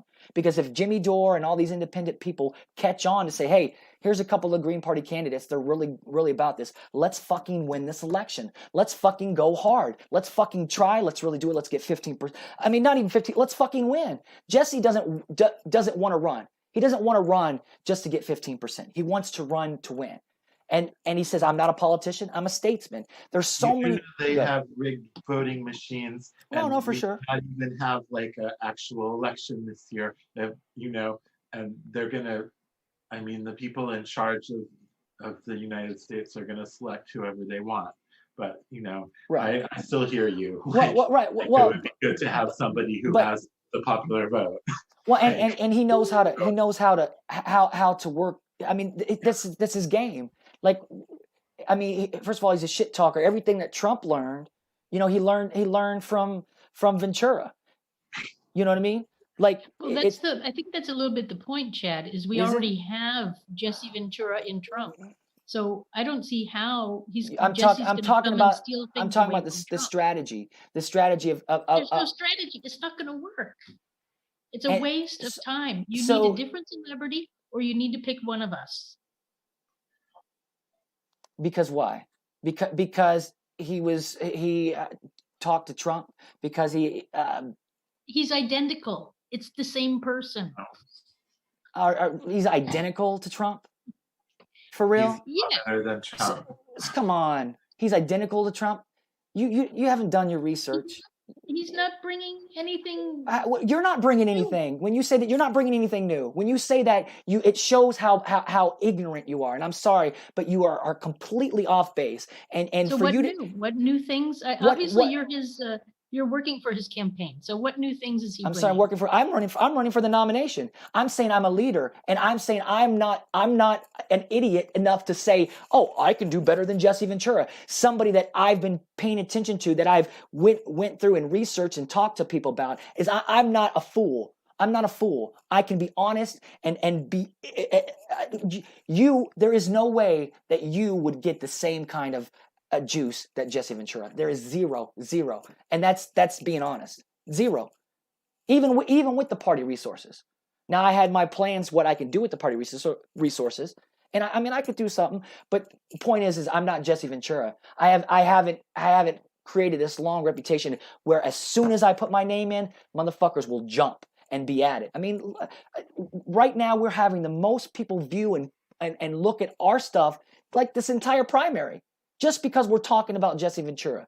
There's more people engaged in the party in this whole entire primary because of Jesse Ventura. And they believe in the values. Jesse, and when you, it frustrates because what you do is you diminish somebody's value when you just say celebrity. So it's like, okay, so somebody is a professional, or they have an expertise that they become well known for that expertise, or they're an entertainer, whatnot. You're saying that they don't hold value because they're an entertainer, and you want to go to celebrity. That to me just shows complete oblivious to what's going on, being completely oblivious. So, so anyway, so ballot access. I mean, you don't think that he could get us ballot access right away? Or I think we've got debates, mostly ballot access. 20-some states? I think we have more than that, no? 24? And I don't know. I thought we had most of them. No. I think no, because those are independent ballot lines. The independent ballot lines that Hawkins has are done so by the Green Party's ballot access coordinator, because he's on his payroll, and Hawkins has pledged to run against the party if he wins the nomination, which all those independent ballot lines will be under the banner of the SPUSA. So I'm talking. I'm sorry? Is that for real? Well, that's how it works. Think about it. They've already got these independent ballot lines for Howie Hawkins, and he'll have those if he doesn't. And they're only for him. Nomination. Yeah, I mean that's what he's been doing. That's their whole game. That's their whole game. That's really horrible. I'd like to see the documentation on that. That would, Well, I mean, I've got Michael Trudeau, and he's with the North Carolina party, and he was actually talking about this back in September, October. Trying to give, it takes so many signatures to get on the ballot, which is it's so ironic that they use signatures, as a predetermining, mechanisms to keep us off the ballot or whatnot. Yeah. And then we're not even working towards getting the party. Let me see if anybody has anything. Let's ask some questions. Anybody have anything to say? So anybody, Chad, any questions? You want Jesse. David, do you want Jesse as are you on board with this? I'm open to that. I mean, it's not just me. That's the whole thing. This says, hey, as leaders, we're supposed to be having this conversation and say, okay, well, let's look at this guy. And that's what I'm saying. For people to not even look, you know, at all these different things. And you know, actually, do you guys mind if I share a little bit of Primo Nutmeg's interview? Well, I watched it, but we have a lot of people watching, so sure. Yeah, let's do a little bit of that, and then that way everybody can. I would like to know how late we're going with this meeting, though. I mean, I'm just kind of going with the flow and seeing what the vibe. We've got a lot of people watching, a lot of people interested. I mean, it's up to you guys, really. I mean, I'll talk all night if this is what we have to do, because the people that are following right now, these people are grinders. They are hungry. They believe in the party. They believe in the values. They believe in Jesse Ventura. They will take our party farther. A little group of people. What we should do is talk about how to unite the party. That's what we really should be talking about. Well, that's the whole thing. You can't unite. Well, we're not going to unite behind Hawkins. You're not going to unite it behind me because I've gone at these people. It's, you know, I mean, unite behind student. I don't think so. I don't think so either. That's what I'm saying. I think we could build the party. I'm talking about a million people coming into the fucking party. That's what I'm saying. Like a wave of people coming into the party. So that's how we fix it. That's how we do it, is to say, okay, here is the example. Here is the base culture that we want to build off. And I'm passionate about this is because everybody I've dealt with that fucks with Jesse Ventura, that likes him, that's followed along, has been super cool. They understand how to discuss, how to go through information, how to ask questions. It's a whole different vibe that our party could benefit from, just from the people, the culture of the people that follow him. And I've seen that. And you know, let me read this too. What do you think people want from a political party? What are they looking for? Well, first of all, they want change. They want somebody that really wants to do something. That's not bullshit, and that's not just a politician. That they're not just run every so time. You know, people are tired of it. We're very close to the end of the world here. Like, we need a real change immediately if we're like going to go on living and have like any decent kind of life for anybody. So okay. So Napoleon said, right? Napoleon Bonaparte. He said, in war, the morale is to the physical 3-1, and that is so. It's so important to me, and it's caught me because the vibe, the energy that I've seen, and just in the last couple of weeks, has been awesome. So this right here, our phones, our internet, this is the key, and this is how we beat the establishment in our party, and this is how we beat the establishment in general, is because we can connect at a mass level, first time. And all we have to do is for one of these progressive, independent voices to catch on and say, these motherfuckers are serious about, I mean, imagine us having this conversation, not in front of just a few hundred people, but I'm talking about, hundreds of thousands of people. That's what I'm talking about, where people can really say, hey, if you guys are serious about this, I'm in. And that's the energy that I'm seeing. And as a leader, go ahead. Our window to like use the internet in a positive way is like, we're almost to the end of that. I mean, the radiation from the devices is like making us sick, but more importantly, they're going to put in the 5G and the Internet of Things, and then they're going to shut down our free speech. They've already started to like shut down our free speech, and they're going to control like where your car can drive, what you can do, every little aspect of your life. And the internet is no longer going to be like some empowering thing. It's going to be a thing that's used to control us. Well, and we've got to take power over the system before that happens. And we don't have much time. I mean, absolutely. Well, let me go ahead and share this real quick so you guys can see this. Let me share this screen, and then you guys can watch this. I'm going to mute our thing so we can hear. And I indicated those desires. Plus, to me, it's part of strategy You don't want to name your candidate early. Before, when you have 12 Democrats up there and all that, wait till they get down to the final two, which now they have. We know who it's going to be. It's going to be Trump. It's going to be Biden. Well, then you wait, because the longer you wait, the more these two will alienate the public. And then when you come in the 11th hour, you'll be seen like the knight in shining armor to save the country. And that's the political strategy. So the later, I tried to tell the Green Party, the later you wait, the better, especially if you come in with someone like me who has name recognition, someone who's going to jilt the system at that point. And then you only got, because if you come in too soon, mainstream media will give you 1 day of press and you'll get lost in the shuffle. Never hear from you again. But if you come in like at the end of July, you only got to carry it then for 2-3 months to maintain the media coverage on you. And so explaining all that to them, unfortunately, they have a process that they will stick to through thick and thin. You know, like my argument was, look, if you want to become a player, you may have to bend the process a little in which to do it. You need a face to your party.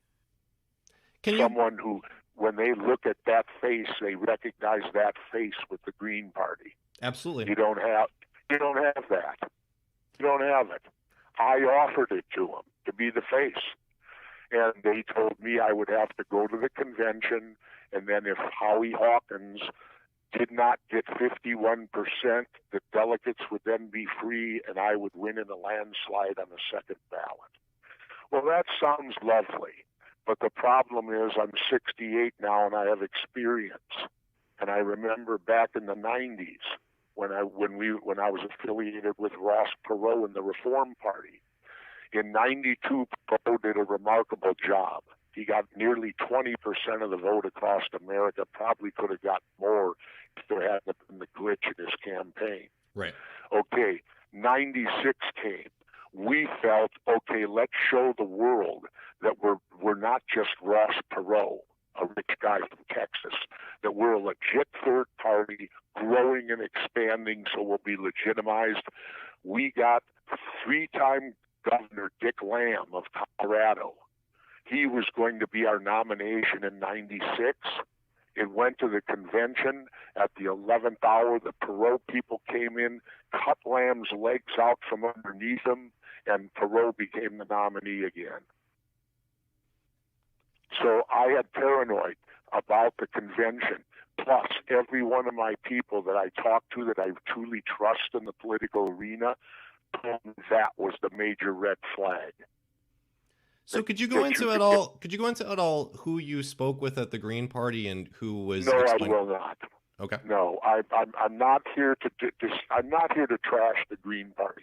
I wish the Green Party all the best. I want them to succeed. But, you know, unfortunately, there's reasons internally where they're having a tough time of it. Right. And I won't go into that. That's their business, you know. And I don't want to badmouth them in any way. I think. The only thing I will say, and this bothered me greatly, was that there was response back asking the question if I was one of them. And I got offended greatly over that. My first question back was, what is one of you? What do you mean, am I one of you? And my point being is, my two most critical issues right now to me, personally and politically, number one is pollution. And I use the term pollution because that's something everyone understands. And that encompasses, of course, global weather change. That's part of pollution because it's caused by pollution. So I take the position of pollution. People get that. And my other position is I am extremely anti-war. Well, shouldn't that be enough for them? You'd think so.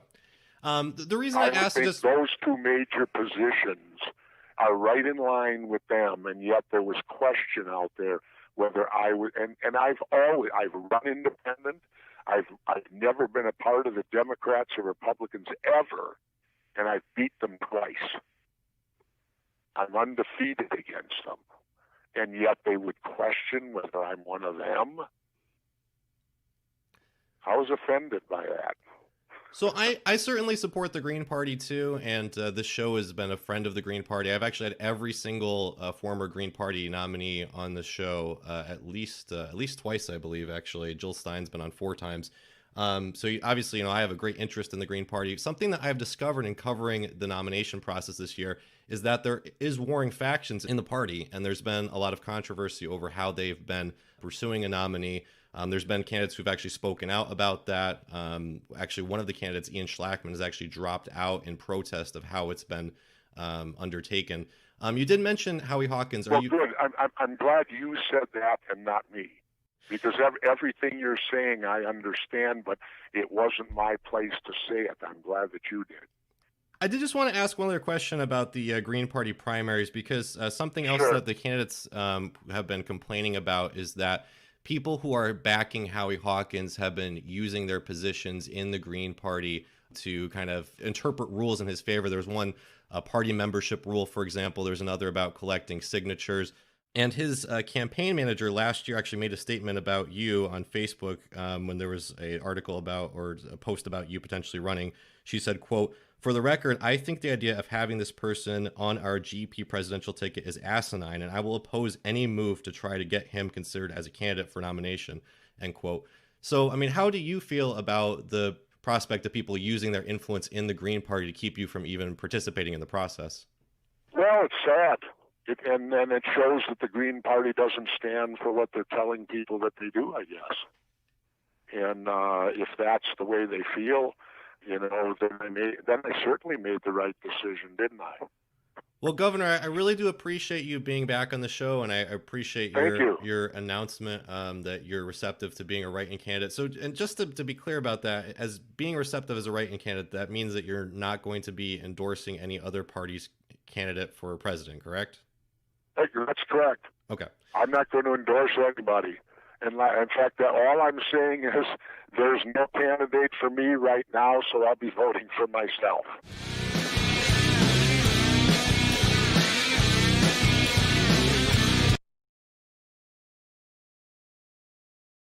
All right, so a little bit of insight as far as what Jesse Ventura knows what's going on.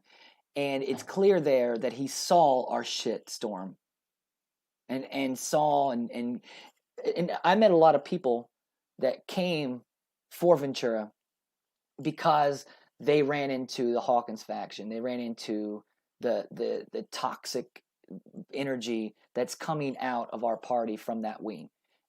I met a lot of people from that because they saw, okay, well, here's someone that's been really publicly going really hard with content and stuff like that, trying to expose these people. And then they felt comfortable coming to me because they saw, okay, I'm dealing with the same kind of attitude. And I mean, to say you're not green, that's the kind of shit that I got dealt with. You know what? You have to be in the party for 20 years and be a fucking failure for what people to respect you. Like, I don't understand. In my state party, they even tried to tell me I'm not green. I've been in the party for 20 years and I'm green all the way. And they try to kick you out. They try to kick you out during the ballot access season when they were trying to voting on who to give ballot access to, which is you shouldn't even be voting on it. Everybody should be on. They another co-chair of Massachusetts, is that right? Filed this thing to try to kick David out of the party.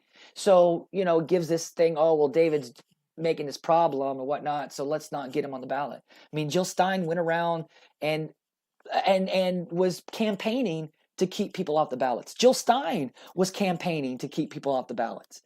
Like, this little internal group of people are fucking up the party because they want to run the money, run everything through it. And see, that's the thing about Ventura. And I don't have the clip pulled up, but he said it in this interview too. He's like, what I've noticed He's like, people, they do this as a job, and that's exactly what's going on with the Hawkins campaign. This is exactly what it's about. It's about saying, okay, we're going to raise a lot of money. We know we're not going to win. We don't really believe in winning anyways, so let's just, because this is their fundraising time.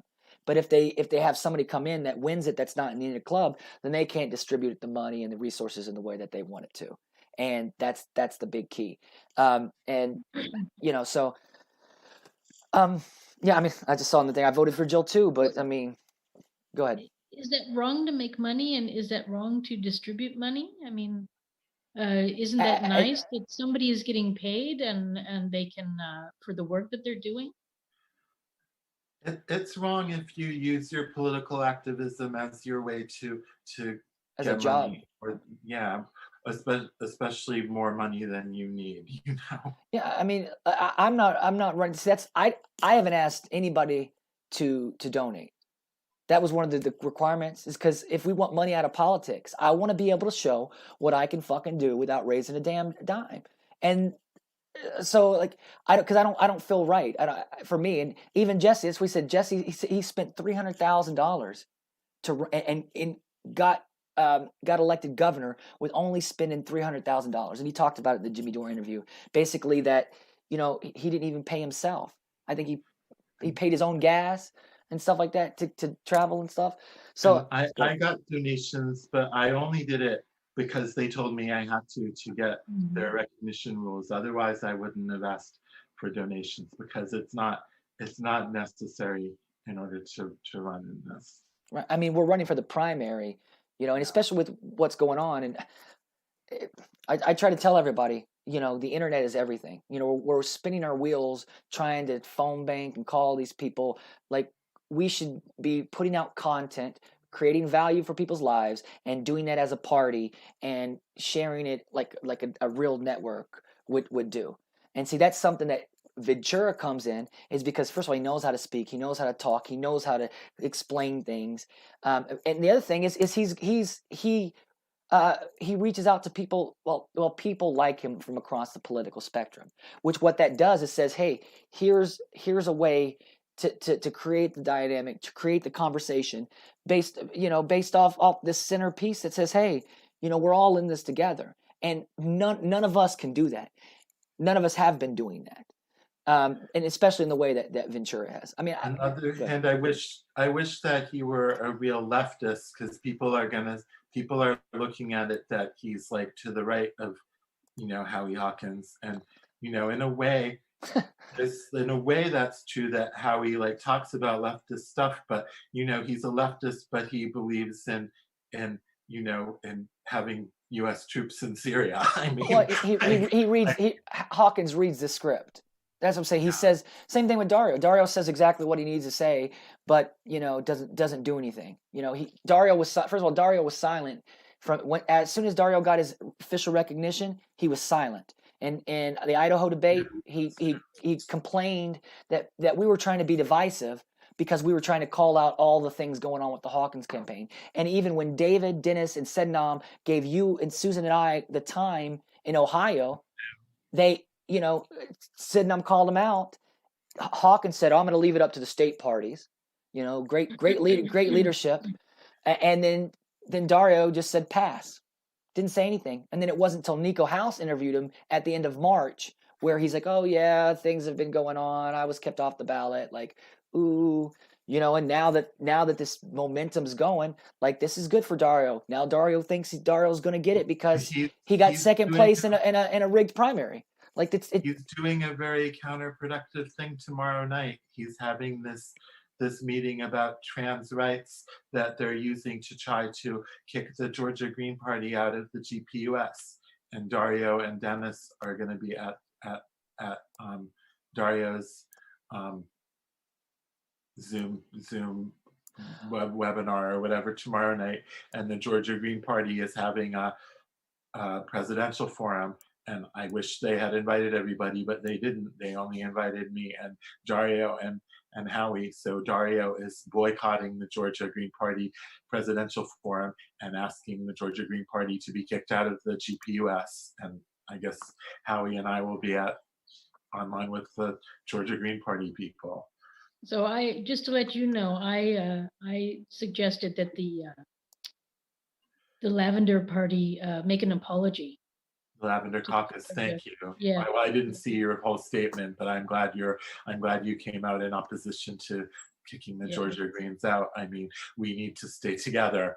Like, well, see, that's a long form conversation that we need to have, and we're not. We're not doing that as a party. Our platform is not built for us to debate and go over these things and look at the nuances, because a lot of times it's just perspective, and it's just, okay, well, what you believe is only right to a small degree. And what happens is people hyper focus on something, and then they end up blanketing and covering everything with it. Point is our shit's not set up for that. The vibe, the energy's not set up, and that's something. no, that's a big problem, because it's supposed to be that we're supposed to be a party that's like welcoming and that has long conversations and tries to build consensus and listens to everybody's concerns and tries to find a way to go forward with everybody on board. And we don't do that. Instead we have this little clique scheming to control everything. So I mean, okay. So if say we had a wave of a couple 100,000 people, is that going to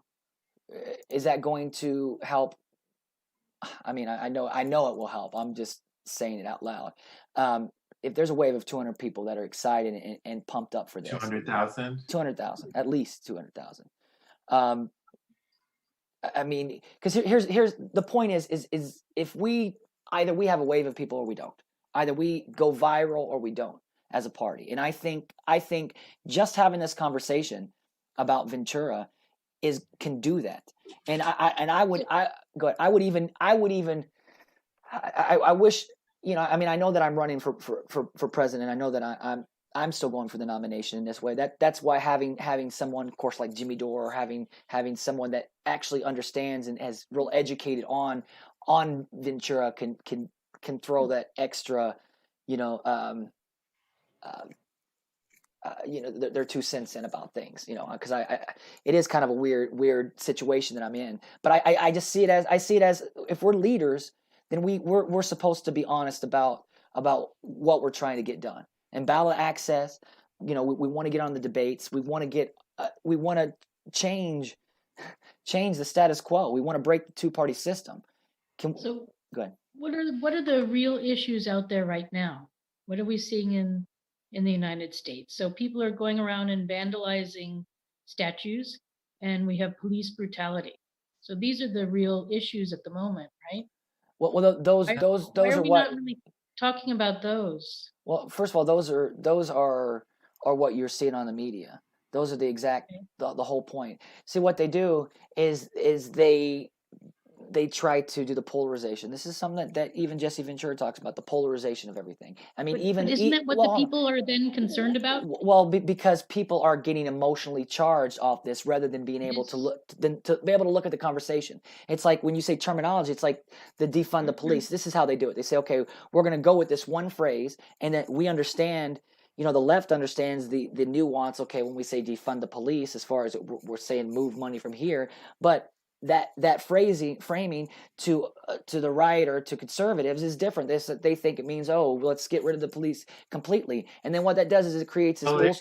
It could mean get rid of the local police and nationalize the police and have the military coming in and controlling everybody, and that would be really bad. Well, that's my point. Well, hold on. Well, that's what I'm saying. That the point is that they leave things open ended in order to keep the boilerplate issue going, in order to do the polarization. That's on purpose. They want to use different language. They want it. That's why when they start protesting, that's why they have these people come in, the infiltrators, and then they, people start, burning shit and breaking shit. It was top setting a lot of things right. on fire. Well, and exactly that's the whole point. Is like I saw something. They said there's 3 different types of people that are involved in these things, but we're not having the nuance of these conversations and being able to say, okay, yeah, this are 3 separate issues we can acknowledge. The Black Liberation Movement, it's like a very, very legitimate and necessary movement, but they're trying to.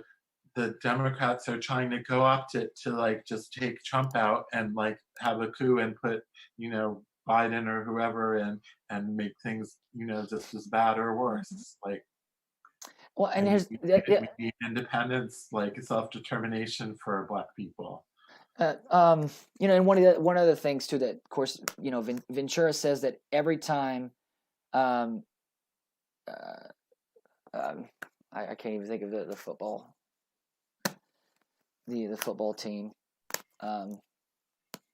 the Washington. Well, we shouldn't say their name. He doesn't say their name when he doesn't say the name. Football team with a racist name, and he's right. He's right. They should be forced to change the name. But and he says it's not the most important issue in the country. Right. No. But the point is that it is that he's aware of these things, and it's interesting. Yeah. It's interesting to see, like, because everybody has their own special interest, right? As far as what they champion, because we all can't put 150% energy into every single issue. We have to champion the issues that we like or that we're drawn to, that we understand, and focus on there. Like, not everybody does the same. So understanding that that's how I try to compartmentalize certain people and what their main focus is. My main focus is censorship, propaganda, and corruption, because those three things connect us all, and I believe those are the three things that could actually unite us. Corruption. That's what we're really talking about. Right. And that's something that Ventura has no problems talking on and speaking on. We don't trust. What about you, Chad? You're a president. So what can we do about corruption? How are you going to get rid of corruption? Well, I mean, first of all, you have to expose it. Part of it is being relentless, and it's been exposed. Well, part of it is being exposed, but it takes time. It takes time to build a movement. Time makes more converts than reason. I've been doing this whole time, right? I've been all of us really have been doing this. I've been sharing shit, and it wasn't until Ventura came in to where people really started seeing what was going on, because they got to see firsthand the way that they were being treated, and it made the connection, right? So this whole time they feel comfortable trying to fix the Green Party because we've been working on this. If we hadn't been working on this and doing this, why would anybody even be? I mean, Aaron Fox and Justin Beth tried to shut the whole Jesse Ventura thing down because they don't want that, because they want to keep the status quo. They want to make sure they hold on to the reins, the money, the influence, I mean, we're not promoting anything except outside organizations, outside campaigns, and I mean, David Doonan, our media guy, is on Lisa Savage's campaign, getting paid, and he's been sharing Lisa Savage's shit on our main thing for months and months and months. David Schwab, Jill Stein raised $150,000 in 2019, and she's not even running. Jill Stein for president committee. Of course, David Cobb got paid on that. Of course, I believe David Doonan and stuff like that. So we have a real opportunity here to create a real culture, because less than 15,000 people, less than 10,000 people has even voted in this primary, right? So you're saying that there's 200,000. They say that there's 200,000 Greens registered, which I think is a little bullshit. But it could have been more than 10,000 people voted, Chad. Well, 15,000, less than 20,000. How about that? I'm being. How many so that's like a small city. I'm sorry. That's like a small city. And what'd you say, David? How many voted in California? That's where. Less than 10,000. It was like. Really? Oh, yeah, you got like 5,000, something like that. Something crazy. Hawkins has only got 5,000 nationwide. There's 80,000 registered California Greens, and nobody's interested. They haven't been promoting our primary. The Green Party we have an opportunity to do a damn near fresh start, and it's if you're president, if you're saying you're running for president, if you're saying, okay, I care about people, I'm supposed to listen to people. We're supposed to listen to the grassroots movement. There's a grassroots movement of Venturians right now that are speaking to us, that are talking to us and saying, hey, we will give our all, not for Hawkins, not for Susan, not for Chad, not for David, not for Sednam, not for Dennis or Ian, for Ventura. And this is our opportunity to show that we are leaders, to show that we can affect change by doing the right thing, which is being honest about the situation and taking time. I mean, I know we're running out of time because of the convention coming up, but if we have a wave of people that I mean, directly focus, go after this corruption, because let me say it this way: the establishment, their power source has to do with the narrative. They need the narrative and their reputation in order to continue the status quo. That's how they're able to keep the money flowing, keep this whole system going. It's the narrative. That's why this has hurt them so bad. This is why it hurts the party so bad, the insiders, the corrupt, is because we're taking away their narrative by exposing them. And we're doing a good job with that. And there's pressure on.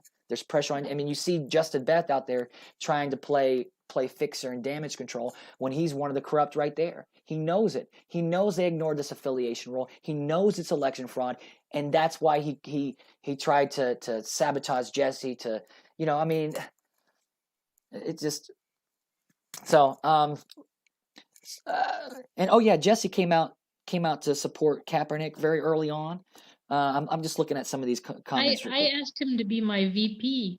Who? But he's too young. Who? He has to be 1 year older. Kaepernick? Yeah. Well, I'm just trying to see some comments. If anybody's, we're a little delay, so just trying to get in there. All right, so let me look at my notes here. I want to make sure we go over everything. I know you guys we've been going long for now, but this, to me, dude, this is life and death for real. This is, if we pull this off, this is how I look at it, right? We're in a history making is right now. First of all, we've never had the capabilities of communicating in this way, and we're young in the age of social media. We're young in it, and we've seen what it's done for Bernie Sanders in 2016. It says Bernie Sanders, took the knee. He's a coward, and we know that he won't step up to the plate. So, point is we have a real opportunity to really change the course of history, the direction of where our party goes, where the country goes, and how, I mean, lives. This is huge, and it's important to me. I mean, I got in this race because I believe in the pillars. I believe in the values. I believe, in what we can accomplish, and I believe that the Green Party can be that vehicle, but we have to show them. And we have to do it together. The unification has to do with us. If we can do this, unify and say, hey, we can come to a consensus, and this is what we're going to fight for, then we can show people that leadership does not mean that you're in the main position always. It's not. The influence of it. Sometimes you have more power being the hand of the king, to have the ear of the king, because you can whisper or influence them, and then they have to take the shit for their decision. Of course, it can backfire, and you can get, but that's my point. There's the 48 laws of power, the 33 strategies of war. These are the things that I've been studying, that I've been really going into and trying to look at society and how we can change it, how we can do it. And we've never had this in history. We've never had this opportunity right here. This is crazy. It's the craziest shit ever. I don't want us to miss this opportunity to look back and say, damn, I wish that we could have just for 2 fucking weeks went hard to see what we can bring, and remember, Jesse's still waiting on, word back about a health issue. So, I mean, it may be even out of pocket for real. But the point is, can we unify the party on the possibility of Ventura, right? You see, not just no. I know you don't see it. I mean, I know you don't see it. I'm not seeing any other bright ideas or any ideas where the energy's right, the people are right, the fight is right. I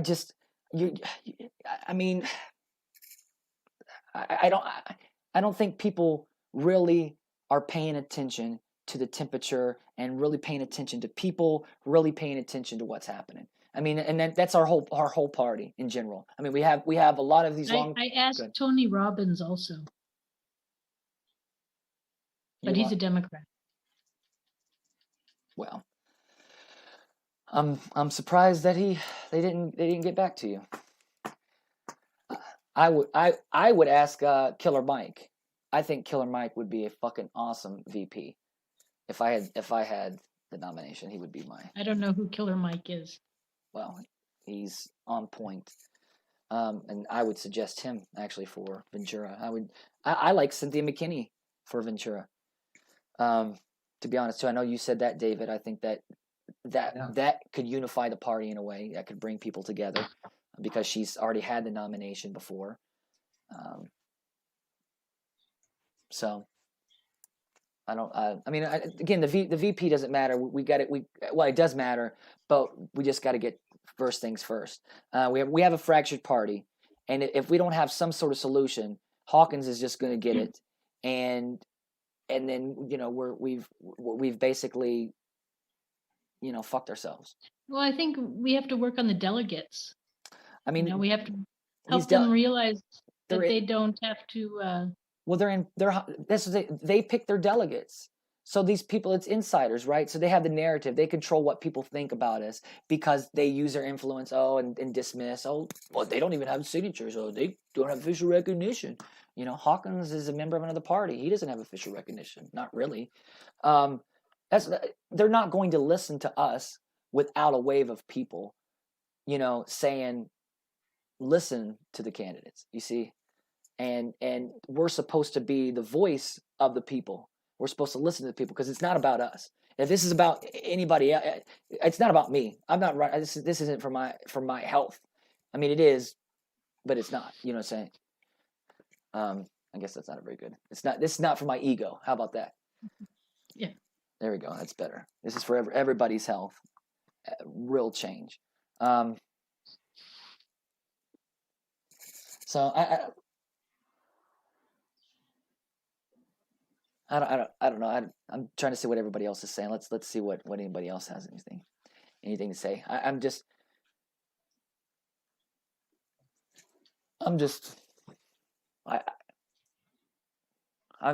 looking at this. I mean, we can fucking win. We can win. Like, I mean, here's the thing. Do you want to win?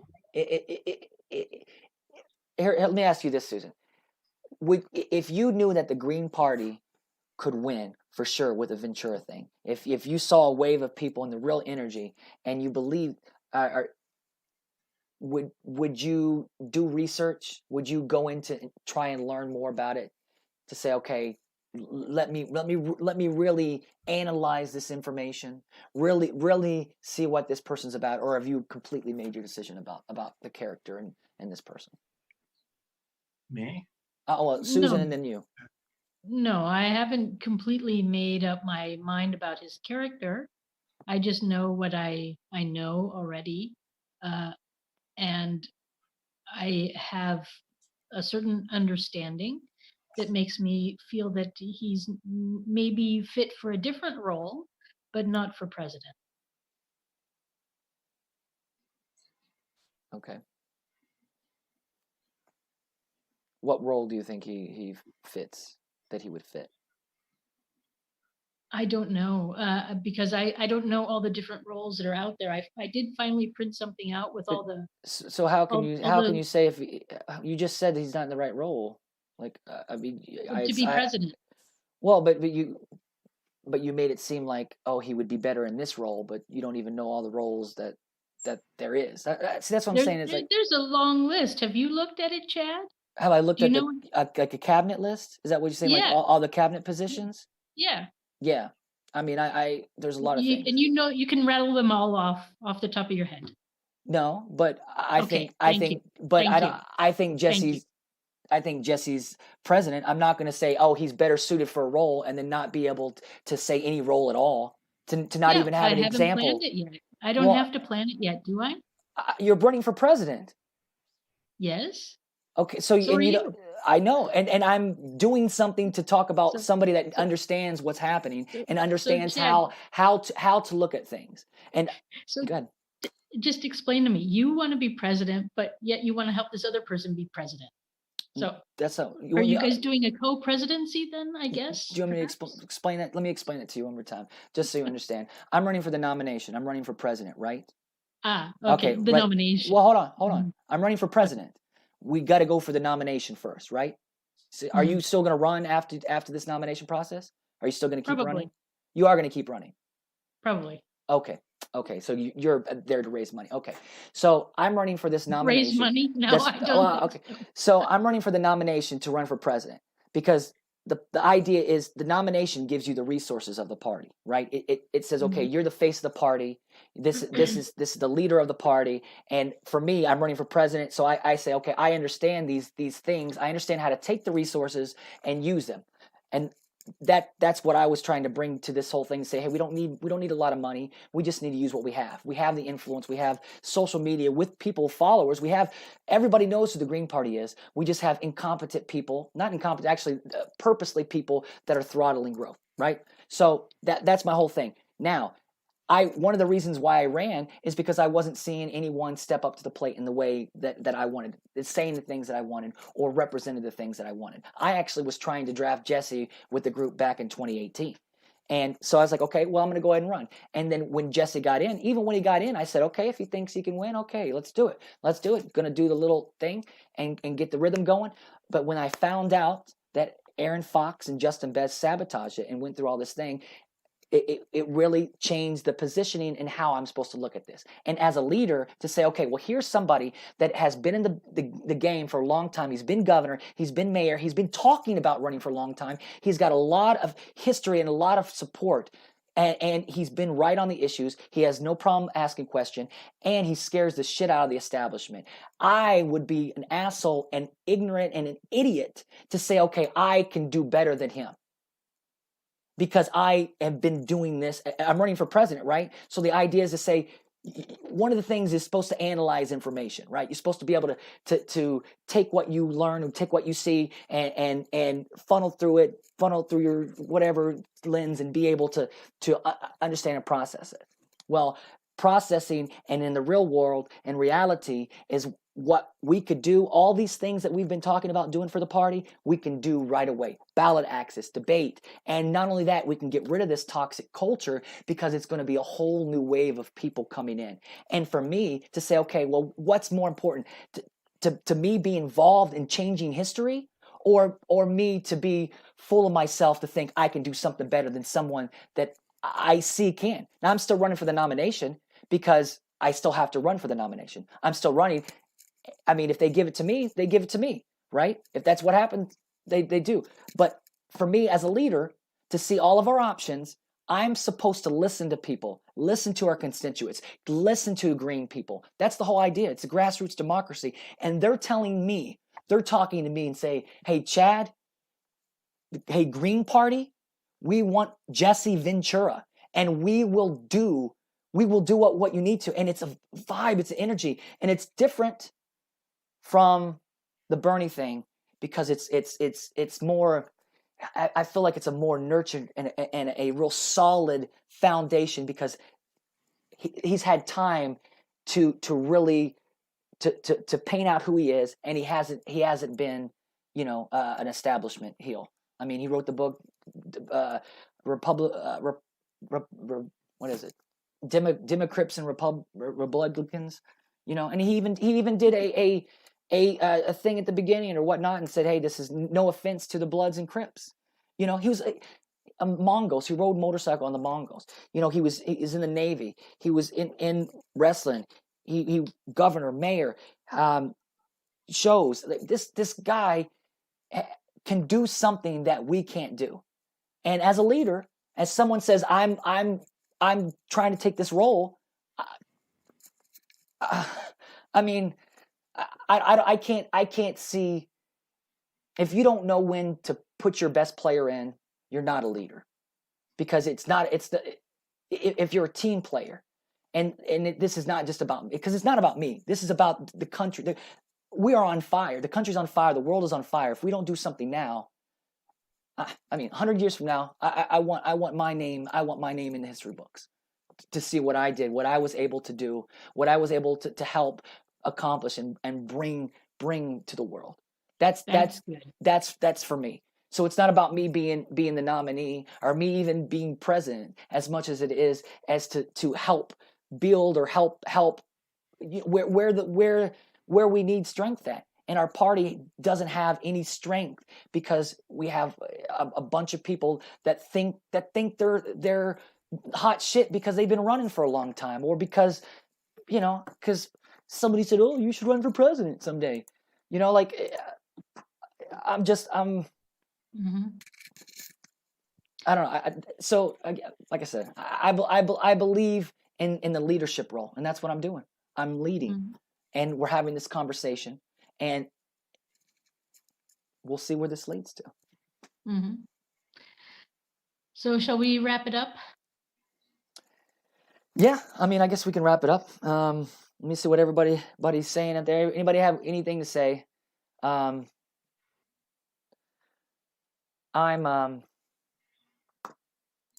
Anybody have? You guys want to have a last thought or anything? You guys go ahead and say something. Susan, you want to start? So I'm Susan Buxer-Lahaki, running for president of the United States with the Green Party, and I'm about until after, a right? reservation. I'm with the Green Party, and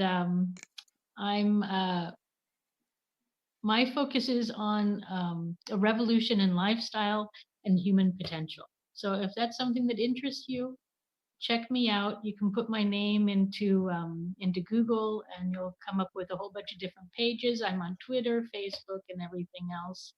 YouTube, I have lots of coffee videos where you can find out, and Talk Tuesday videos where you can find out my policies. All right. Thank you, Chad, for inviting me here. I've enjoyed our conversation. Me too. It's always lively, and as it should be. As it should be, and I always learn a lot of things. So thank you very much. No problem. I'm glad to have been here. Thank you. David? Well, I'm David Rold. I'm running for the Green Party presidential nomination, and I'm a revolutionary. The reason I've been running is that the other candidates haven't been speaking out for the revolutionary change that we need to save the world. And so we need to end capitalism and imperialism, and stop capitalist corporations with this imperialist mindset from producing and overproducing things that are destroying the world. We need to give power to Black people and indigenous people, to working class colonized people with a different mindset. But now at the moment, the world is ending faster than I thought it was because of this deep state coup with Bill Gates and people in the US deep state creating this coronavirus crisis and this like crazy lockdown that is like destroying us, destroying every human being, and they're bringing in the 5G and they're going to turn us into characters in a computer game or something. And we need to have the revolution like right now. And all along, I didn't want to be the presidential candidate. I'm not running like after if I don't get the Green Party nomination. I've never wanted to do that. I've only ran in the Green Party, and I tried to get, like last year, I for years I tried to get Ajamu Baraka to run. I was very happy when Reverend Edward Pinkney like had an exploratory campaign last year. I thought he was going to run, and like now I'm open-minded about Jesse Ventura that he might be better than the rest of us candidates. But I don't know exactly. Like there does have to be some Green Party process to right. get the nominee nominated, and unfortunately, I mean the process with Howie Hawkins has been totally crooked. But I mean I don't see like some alternative that's like we're not going to have some process where we went through months and months and like of primaries and determined like in some fair way who the candidate should be. So I don't know what we can do about that now. Like they're having again, they're having this online convention that we can't influence, and not only, like I said, like somebody needs to go to their houses and protest. I don't know what else to say. No doubt. All right. Well, I mean, I'm going to stay on for a little bit. I don't know what you guys are going to do. I'm just going to do a little Q&A and talk with some of the people in the chat and try to. Are there people asking questions on the Facebook page? I think so. Just kind of a lot going on. Trying to go through this. Yeah, for me, you know, I just look at this different. I mean, I think the political process is supposed to be different, you know, than what we've been doing. You know, what the status quo is. As far as a solution, again, the narrative is everything, and being able to break through their bullshit narrative is the biggest hurdle. And I mean, it's working and it's been happening, and you can see it even more and more as things get closer to this convention. Of course, we have FEC complaints too. If you've experienced or dealt with certain things, there is a way for you to fill out an FEC complaint directly, individually. That's one thing we're doing. We can always do some sort of. I mean, I know that they're already doing the draft Jesse signatures and stuff, which they've got more signatures, you know, in a couple weeks than Hawkins has gotten votes, and damn near everybody. This is a lot to think about, but we need to do it. So I don't know if you guys are going to stay on or whatnot, but I'm gonna do a little bit of Q&A here with them. Okay, think I'm gonna go. Okay. Because it's late where I am. Oh, so that's right. Good night, everybody. Right. Thank you, Susan. You have something else to do, but I'll stay on for another 5 minutes or something. See how. Okay. All right. So, thanks, Chad. Take thanks, care. Susan. Bye, David. Nice to see you. So, so the process, right? The process has been rigged, and that people keep saying, you know, they got to go through the process, and Jesse should have ran and done all this kind of stuff. So, not necessarily the process, but a process. Green Party is all about. It's all about process. Right. Well, that's what I'm. There has to be some democratic process to get us to who the nominee is. Well, and that was my point is that people are trying to say that that's the reason why we went through the process. They're not acknowledging the corruption and the rigging of it. I acknowledge that the process we had was bullshit. It wasn't like, and you know, it might have come to the same result with Howie winning if they hadn't been crooked about it.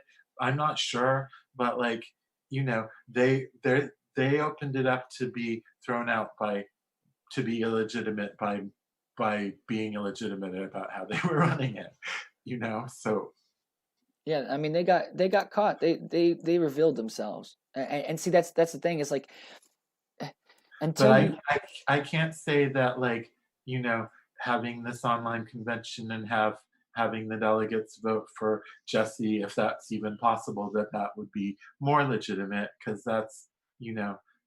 Right. Well, that's why I wanted to have the conversation with the candidates to say, hey, I mean, we're the candidates that have been running, to say, hey, we've been putting our time, our energy, and effort in, and if we're okay, if we're able to even have the discussion, and we're able to go through. I liked Ian's idea that there should be like a national election of Green Party members, and could they pull that off in a month? Could they have an election like towards the end of July, like of all Green Party members, like voting for who they want the nominee to be? I mean that would be more legitimate.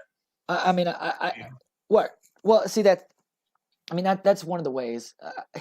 My whole thought is is getting the candidates together. Because if the candidates,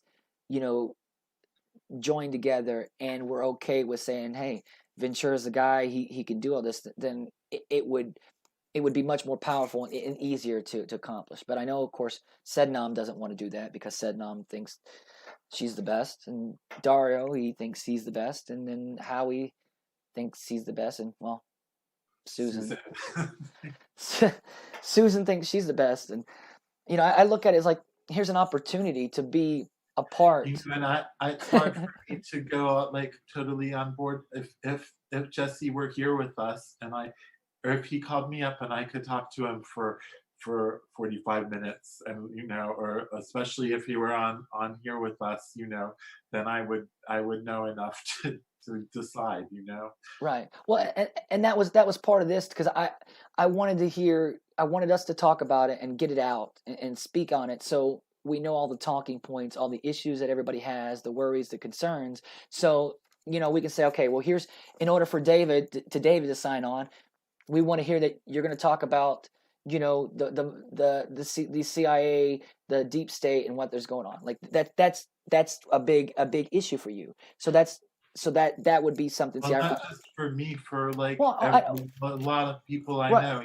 So right. Well, but my point is about the candidates, right? I want to make sure that the candidates say, okay, I would sign on, with these conditions, or this is what I want to add to the process. Because remember, everything that we want to change, we can change in this thing, okay, in the offering the nomination, to say, okay, the next time we have a process, or let's just say ballot access, right? If we give you the nomination, we need to do a Venturathon, and we need to go state by state by state, however we need to do it, and raise energy money, however we need to do it to get on the ballot.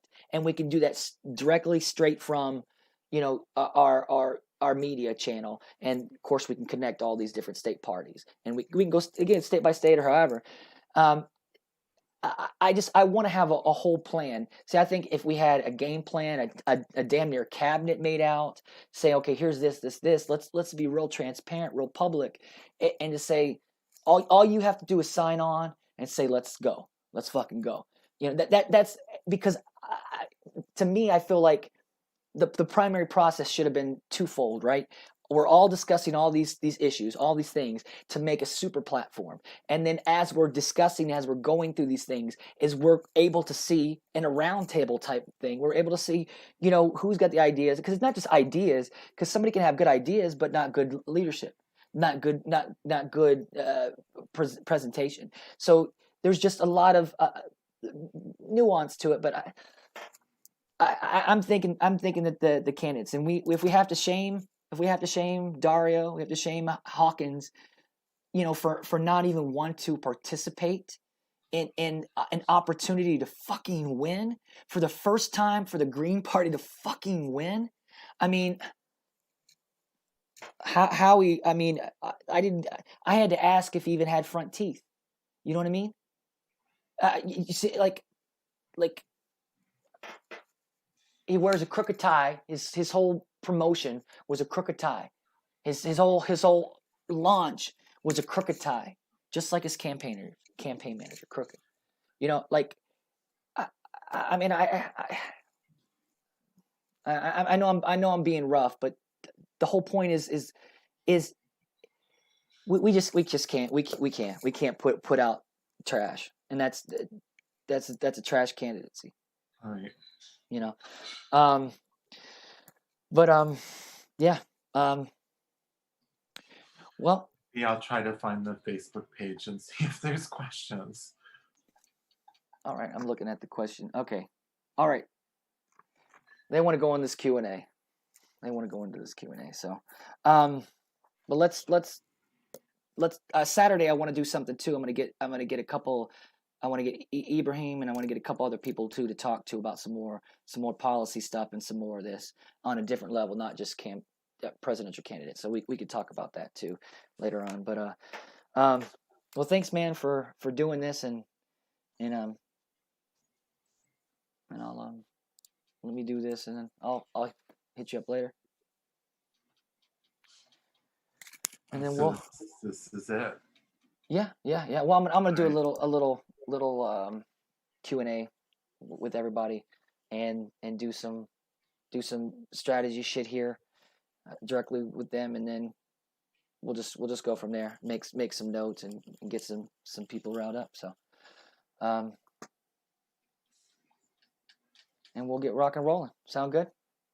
Yeah, I'm just having trouble with my computer here. I'm trying to find the event so I can see the questions.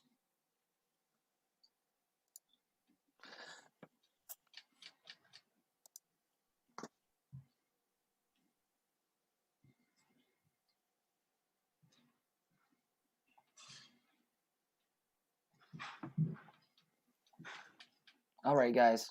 You guys want to go ahead and hit up with some stuff here? Next steps. I think this is all right. We need to focus. We have to focus our energy.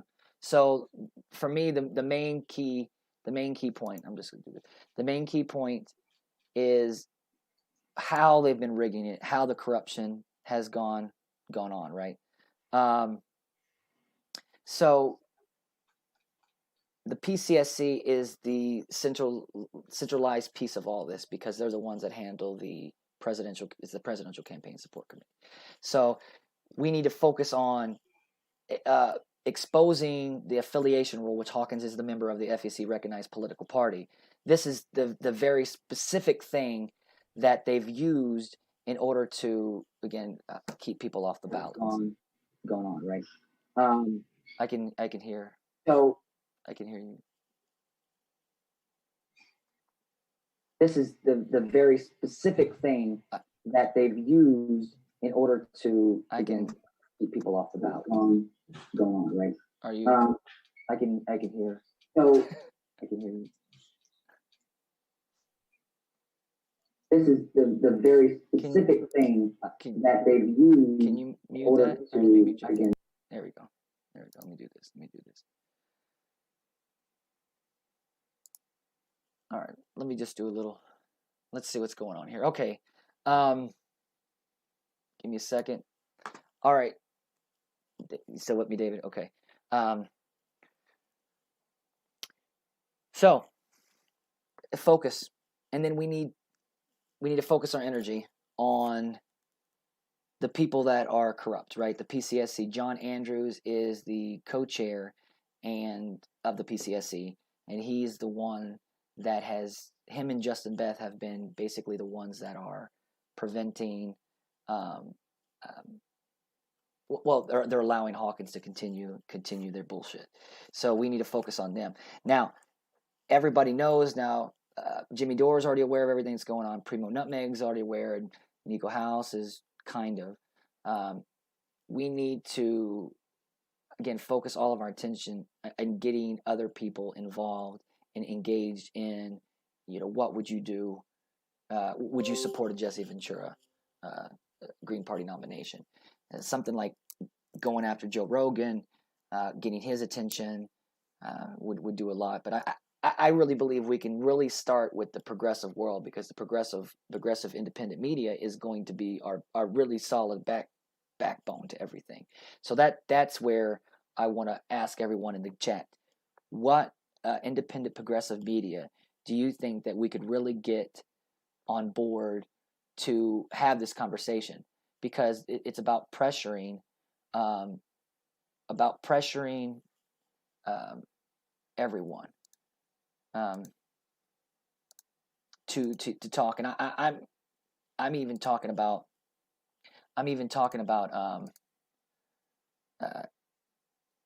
damn near shaming independent media, because everybody talks about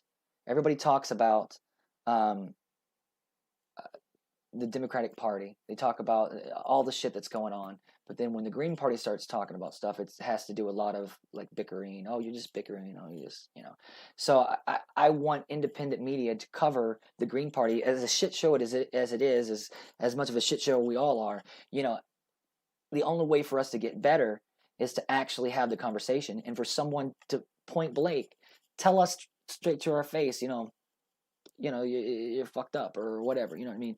But the problem is they don't even take us seriously enough to even do that. Kyle Kalinske, Crystal Ball, Tim Black.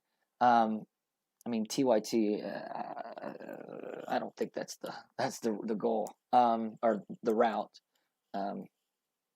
Fucking jank. Lee Camp, but see, Lee Camp did a softball interview with Hawkins. Like that's what bothers me is like just the softball. I like Tim Black, but Tim Black has gone a little softball too. He couldn't. I know it's a couple years now. He couldn't stand up to Donna Brazil. That's a big deal. I know I'm giving my complaints, but we need independent media to follow this, to say, oh shit, here's an opportunity. All I have to do is pull together my buddies and have this conversation. See what we just did here is if independent media saw this lane, they really understood there's a real lane for Ventura to get it. Like if Jimmy Dore organized something where he brought all these people on a Zoom call and then everybody streamed from their progressive channels, and it would completely flood everybody's timeline, and then it would force the conversation. So that's the key: is force the conversation. What are the steps in order to force the conversation? I don't care. We can anybody and everybody, but we need. It's the phrasing, I guess. I don't say that about Tim Black. I'm only giving my concerns, but you're right. At this point, I don't want to shame any. This is the hardest part. This is the hardest part because, I've been calling people out and been frustrated because they're not listening. They've not been hearing, not really paying attention. So you get frustrated with these people, but I understand that, we should still reach out to these progressive people and get them involved because this is bigger than us. It's further than us. And so, I'm down with that. But yeah, Joe Rogan, and see, that's the thing. Jimmy Dore talks about it too. He's got Joe Rogan's, contact, but, he don't like to bother him, that kind of thing. But I feel like this is a real opportunity to say, hey, use your social capital, saying, hey, we can get fucking Jesse Ventura if we just put some real public pressure on this. Convo Couch is cool. I love Pasta.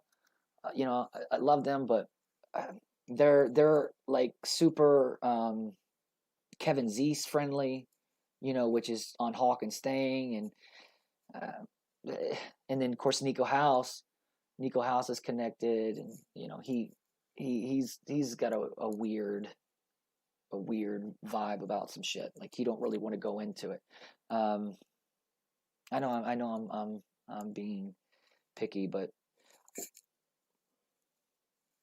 let's see what it in the chats in the chat still going on in the. It's weird.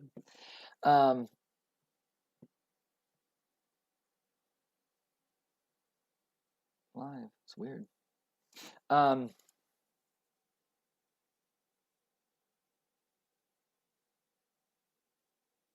affairs, intercept current affairs. Like, yeah, Killer Mike. See, that's the thing is we have to build it up, right? So even if we have to start with like Jamal Thomas, he's been growing too. Yeah, I just saw that Jamal Thomas, but he's been very critical finally of Bernie lately, Jamal. And I like him, the progressive soapbox. I do. Here's the thing. Okay, where do we start first? First of all, Jimmy Dore already knows what's going on. How do we sell him on the fact to him to host this or him to have this conversation to get all the facts to say, okay, here's how they rigged it, here's the rules, and let's if we want Jesse, then fucking tweet the hell out of these people. If I can handle Susan, you guys can. Oh, Jimmy Dore and Tim Black. Yeah, no, for sure, for sure.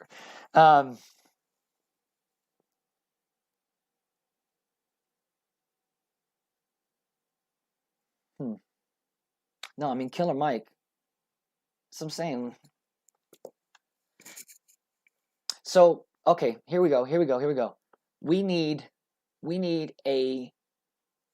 the same piece of content, right? The same flyer, the best one we can get, so everybody sees that shit everywhere, or a meme or whatever, something that everybody can take and go tweet and share and tag and every group, everything, but it's the same piece of content, the same piece of information, so people can't but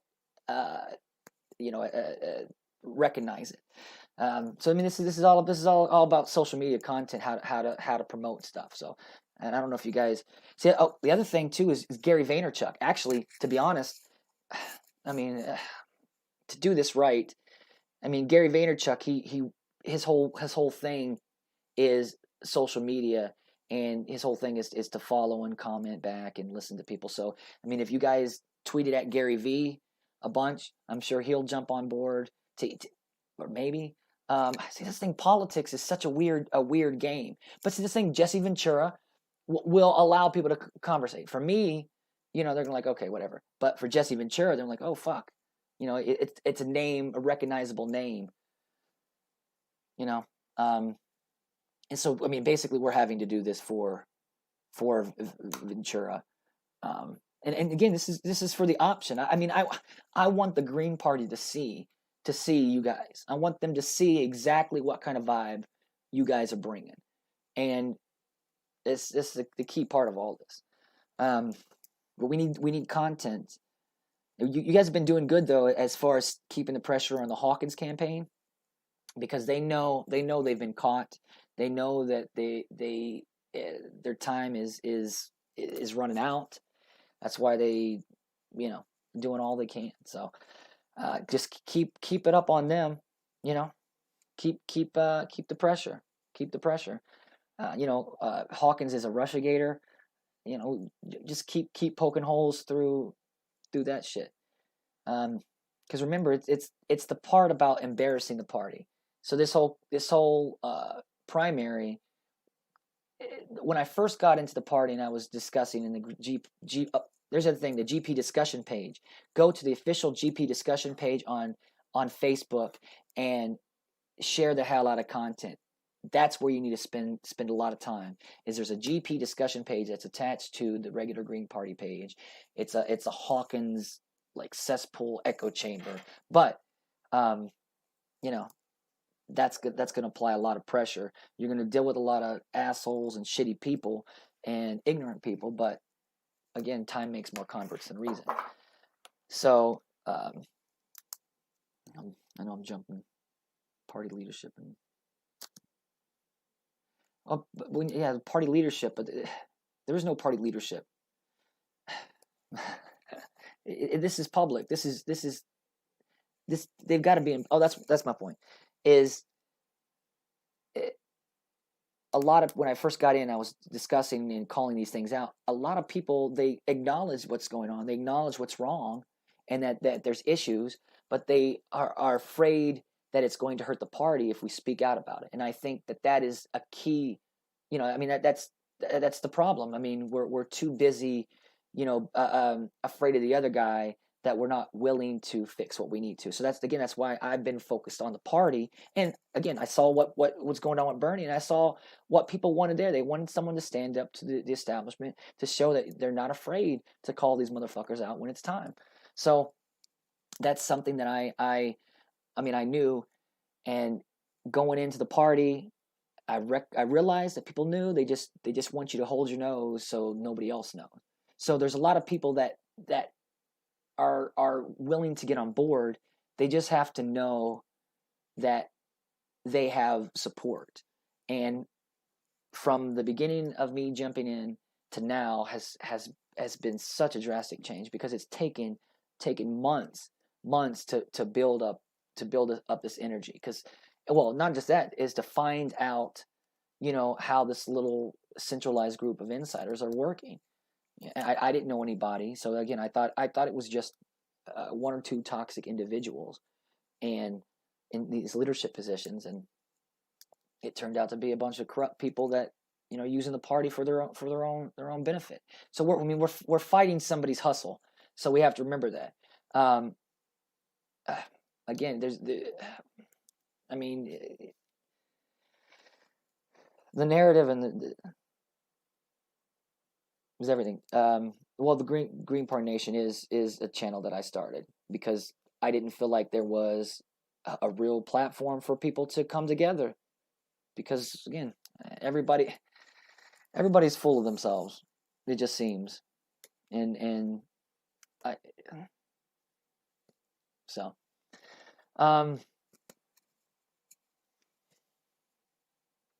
think this is going to pump some people up, and hopefully get the party seeing that there's a lot of people engaged and interested in a Ventura run. I met some cool people. The vibe. I'm a music guy. I'm an entertainment guy. I'm art. The culture. You need a cultural coup for a political coup. Let me see if I can find that language, because it was really cool.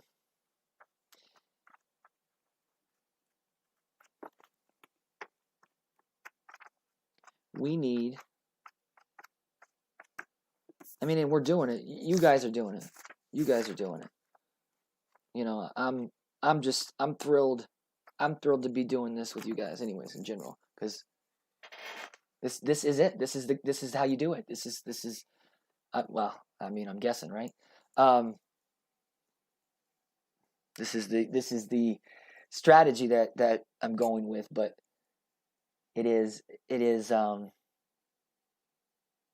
pretty wild. You voted for Bernie in 2016. I'm gonna read some comments now. Let's get the what a waste. Yeah, see, that's the thing for me. In 2016, I was done with Bernie, done with him. So much drama. Oh yeah, so yeah, Jimmy Dore and Steph are on vacation for 2 weeks. So this gives us 2 weeks to get them fucking pumped up by the time they get back. Because that's what I'm saying. In 1 or 2 days. Look, yesterday I shared this out, right? This whole meeting, and you guys fucking went ham and got some energy going. Just me sharing it on a bunch of groups, it has, tons of engagement, more engagement than I've gotten from my own campaign, which is fine, you know what I mean? But it's fucking, it's real. Ventura's real, and he's ready, and people are ready.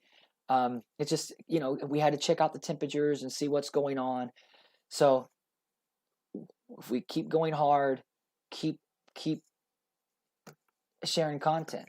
And there's the other thing too, is everything that you've heard, even Susan had problems with, then you need to, we need to get content and or issues that people have, and create a talking point, how to break down, their talking points.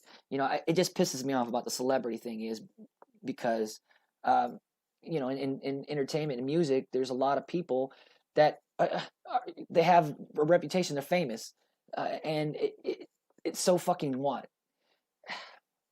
I get so tired of it's like they're starstruck, and then they look at people. Just some people haven't dealt with people that have a name or reputation. Chloe Kravitz. There's a website, Twitter, yeah. Chloe, maybe that's the other thing too, is whoever it takes to get the rock and roll, rolling. It's about snowballing this energy. He's supposed to know, I think, something at the end of this month about Ventura's wife, her health. I think it's supposed to be at the end of this month.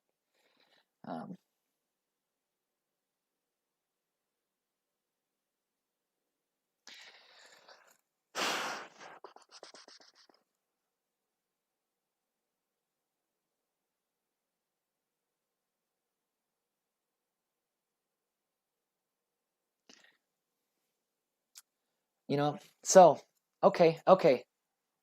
You guys want to go fucking hard, and you really want to be really be on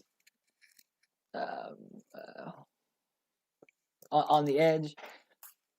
Okay, so I don't know. I mean, if you notice, Jimmy Dore has a lot of not just people that consider themselves left. You know, there's a lot of people that could be Trumpers or conservatives or whatnot that actually follow Jimmy Dore. So what I've seen is that there's a lot of people that pick one of the two sides based upon, one or two issues, and on, what I've been seeing in a Trump things, while a lot of people jumped on that train, was because of being anti-corruption and, a middle finger to the establishment. Now, I don't believe that Trump is the vehicle for change, but I can appreciate the sentiment of people being against corruption, against the propaganda, against the bullshit, against Russiagate. Here's an opportunity to troll. We could troll Trump, but I mean, really, there's a way to take the wind out of the sails of Trump and those people that are just on that train because of breaking the system and fucking over the establishment. They would likely put their energy into a Ventura thing. So I'm just thinking about possible strategic moves and a way to get them on board, like, to prosecute Clinton. If you, it's got to be creative and fucking shocking, right?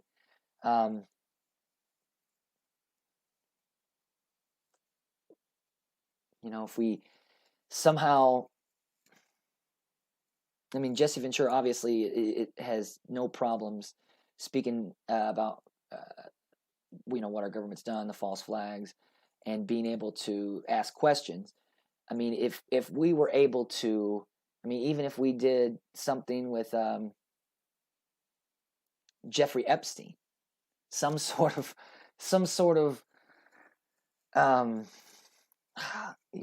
it's going viral. This is about going viral.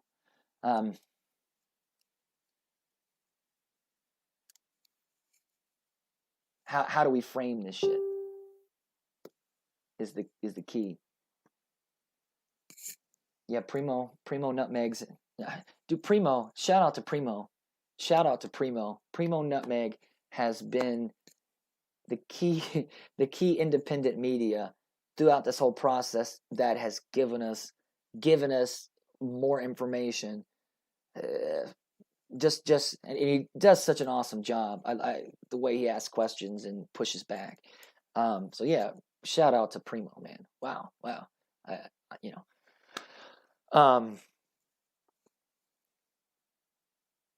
Ballot access. Yeah.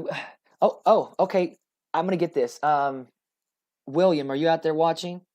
William has a screenshot of a bunch of states that you can have there's like super small amount of people that signatures that you need in order to get ballot access. Like Tennessee, you only need 275 signatures to get on the ballot, or 50,000 people to get on the ballot for the Green Party. But of course, I feel like, oh, TikTok, yeah. Okay, so then let's do it. How can we do something through TikTok with a Jesse Ventura? Maybe people can, lip sync to a Jesse Ventura somehow, or a phrase or something. I don't know. Anti-war message. Veterans. I see. I feel like a lot of these things we can get people, after the nomination. I think it's just a wave of people. We just need a wave of people to join the party and to join the conversation and to say we don't support corruption. You know, H2 no. H2 no. K-pop, right? I mean, influencers. I mean, how do we reach influencers? Because this is, I mean, it's social media. This is it. This is our game. This is it. We don't have to go out in the streets if we put our minds together here. So so tomorrow, focus on, you know, maybe asking Joe Rogan, right? Tweet out Joe Rogan. Go to his Facebook page. Comment on everything. Ask him, would you, you know, can we support Jesse as green or something? You know, talk about Jesse. Go, just focus on tomorrow. Focus on Joe Rogan. All day, Joe Rogan. That's it. Joe Rogan, and tag the hell out of Ventura, and then tag the hell out of the Green Party, and tag the hell out of the corrupt Hawkins campaign, and go hard. That's it. Go to Joe Rogan. We need. I mean, he'll do it. And there's a clip of it from Ventura's 2018 thing saying, you know, I'd vote for you or whatnot. I'd like. So take that and say, here's your chance, Joe. Yeah. Go Joe Rogan. Fuck it. Let's try it. Let's fucking go hard. Let's, you know, however we need to. He's mostly on Instagram. Well, I mean, I see him. I mean, he shares stuff on Facebook too, but the FEC filing. We can get that and share the clean the greens. They've got all that stuff in the thread, which I can't look at clean the greens now because I called out Dario, and I guess I'm not allowed to. But we'll work on that, the FEC filing thing. I'll share that, the link, so everyone can. I mean, if they want to file themselves. So the problem is too that I'm worried about, right? So I mean, I want to put the pressure on, but at the same time, I don't want to fuck the party up too bad, and I feel like the establishment could do something to really fuck up the party bad because of that. So it's like, how can we apply this pressure, you know, internally externally but internally without, you know, having to, you know, I mean, we may have to, and we should, but, you know, and yeah, he begged Jesse to run, but now here's the opportunity. I mean, the clip that says if the Greens, I mean, you guys is the Ventura, the we want Jesse, the draft Jesse, that video is on point. So.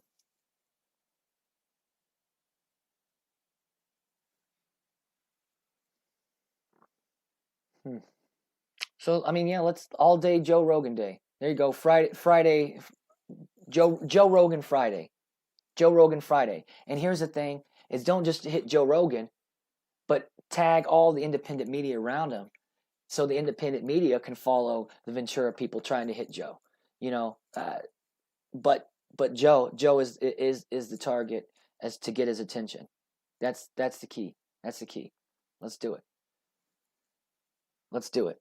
I mean, if it takes fucking 5,000 tweets, I mean, you know, that's what I'm saying. If we do, or even if we did it like from you guys do it from your, you know, the people for Jesse, you know, thing, and then we can retweet the hell out of that, or you know, share it or whatever. But we need to have a real centralized hub to move from, basically.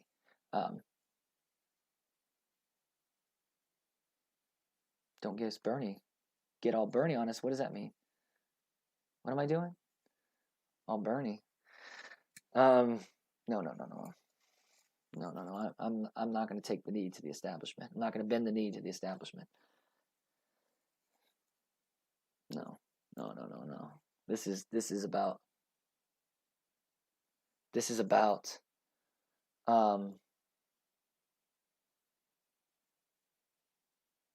it's about the future.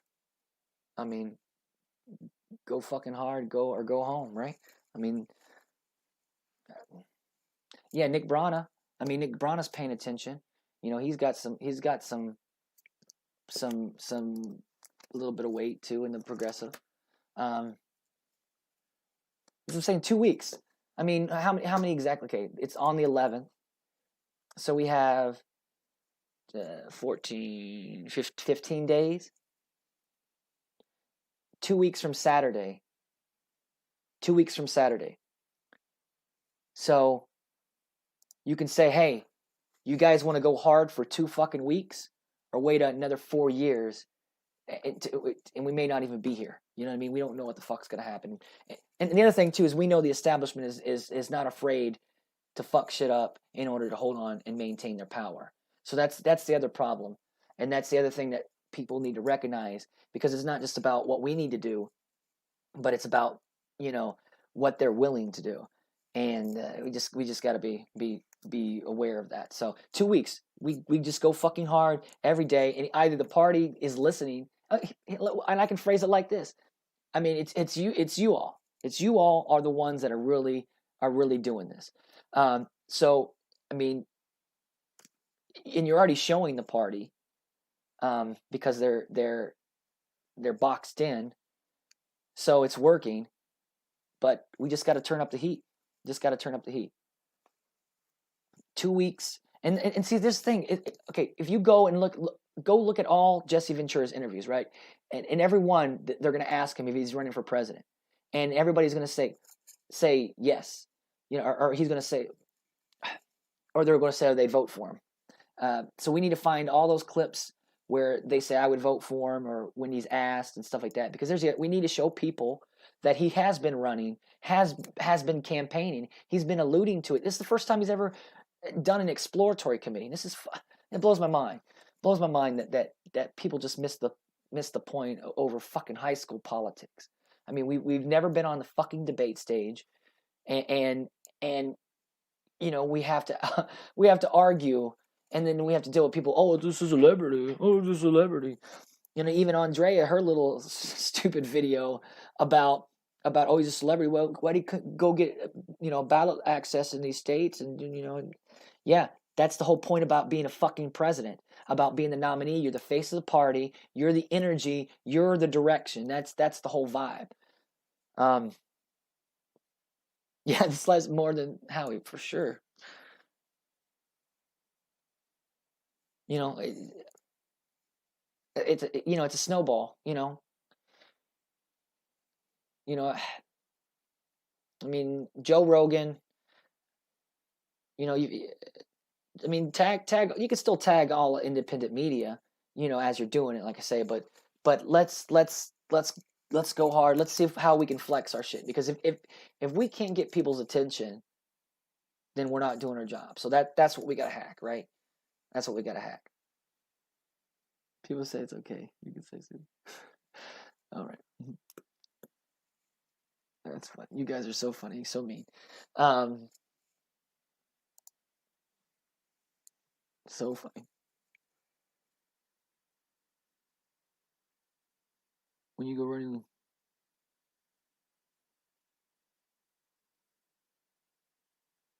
Yeah, that's what I say. People keep saying that he's not running, but he says you can write my name in. So there's those small clips or everything that we need to have ready and prepared. So to say, okay, and the video that I played of Primo Nutmeg was good because it broke it down. He said, I made the right decision, right?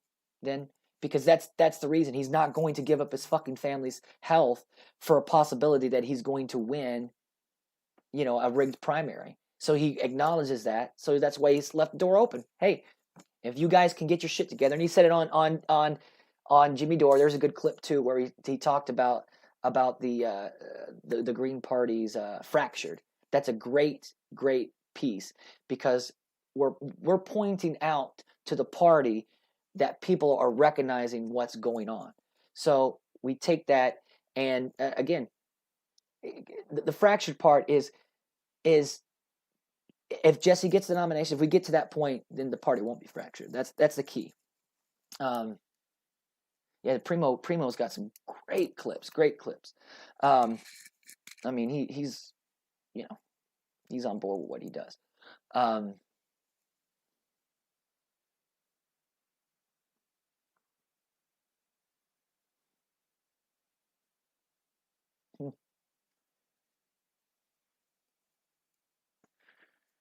So what? Okay, what's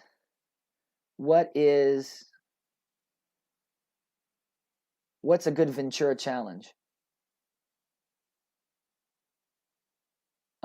Saturday, if you guys are down, I thought about going live around the same time, 4 or 5 Central, and we can actually just do a Venturathon and get some people, and I can actually bring some people on thing. We could talk more, and we can kind of have a more rotation. I mean, you guys have seen the way that they do the vigil for Julian Assange. I mean, Ron Paclone's gone on there. Graham Elwood. See, those guys are down to get involved. I mean, Graham Elwood. Let's fucking hit Graham Elwood first. We can hit Joe Rogan tomorrow and go hard, but do a little Graham Elwood now today. Hit him hard and say, hey man,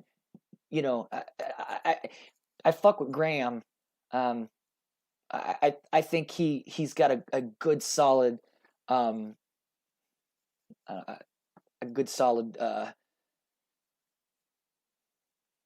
I don't even know how to say it. I fuck with Graham. There you go. So let's hit him too. Let's hit him. Let's hit him hard. Is Graham? I don't know if he is. I say you want to pause the corruption in the GP and make the case for Jesse. I mean, right. There's the thing is, but in order to get Jesse, we have to let people know that there is corruption and that there was a rigging. So it's like you can't do one without the other. But the point is to say, okay, well, here's how we can mend the fractured party. So it's to say, okay, here's the problem and here's a solution. And maybe that's something that we could even get. We could get. We have to frame. I mean, there are some things that Ventura is going to have to at least give us a little. I mean, first of all, his Primo Nutmeg interview was a sign. He was giving us the information he needed to say, hey, I'm listening to you guys. I hear you. Aaron Fox and Justin Beth, they lied. Fuck those people. I mean, that's basically what I heard from it. And that I'm still here, I mean, so we need to be prepared for that initial message. Yep. Otherwise, right. No, I agree. The conversation about Jesse. The biggest key is to unify the country. If you can have someone that people respect, that are going to listen to you and acknowledge how you feel, that's huge. And I think that's the big key here. The big key here is to acknowledge how people feel, even if people feel something off bullshit propaganda, off lies and ignorance and the feelings, emotions people feel are real. And I think that's the approach we should take. So how can we, because we have to unify the country. It's not just the left that we're supposed to bring on board. I mean, imagine fucking getting the respect for just by focusing on the corruption on the left. That's how I look at it. The Real News Network's cool. Yeah, well, this is good for me too because I'm framing my approach too.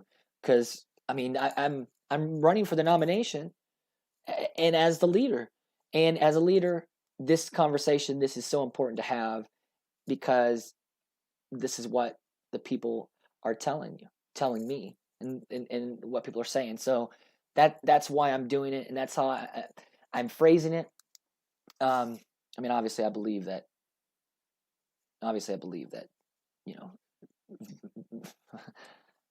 But point being, so we need to get people that aren't too plugged into politics on board. I mean, he's got a whole. I mean, go look at who's following Ventura, right? So his Twitter, start adding people, or tweeting people that are his followers. Primo Nutmeg asked all the candidates, "What do you think about Russiagate?" And asked candidates, "Do you agree with this? This is what hurt Jill." Yeah, and in that interview too, Jill got caught. She got caught. If you watch it, watch her face when Primo Nutmeg pushes back about the party affiliation. Because here's the thing, Jill Stein, I don't know if you guys know, but she's an observer on the PCSC, so she knows everything that's going down. She's been tagged and emailed, all sorts of things. Like I said earlier, like she campaigned to the Massachusetts party to keep candidates off the ballot. I mean, yeah, oh yeah, no, the WWE people, those I mean, there's okay, hit up YouTube, find all these Ventura, things, and go comment in there and say, hey, do we have your support? Can we get a say, I would support Ventura? Tweet. Say, tweet us here, I support Ventura. Tweet us here, I support Ventura. Tweet us here, I support Ventura. Or share this, I support Ventura. Let's give people some real, All right. I hear you. Hold on. William is hitting me up. All right. Let me send this to William real quick. I hear you, buddy.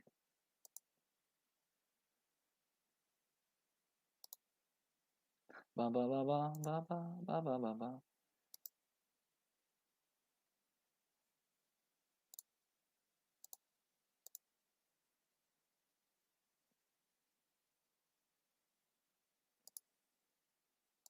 All right, I'm gonna do this real quick, and then we'll shut her down. William. All right. He's got the information on ballot access. So that's another thing too. We can just get prepared, because we need to know every single state that.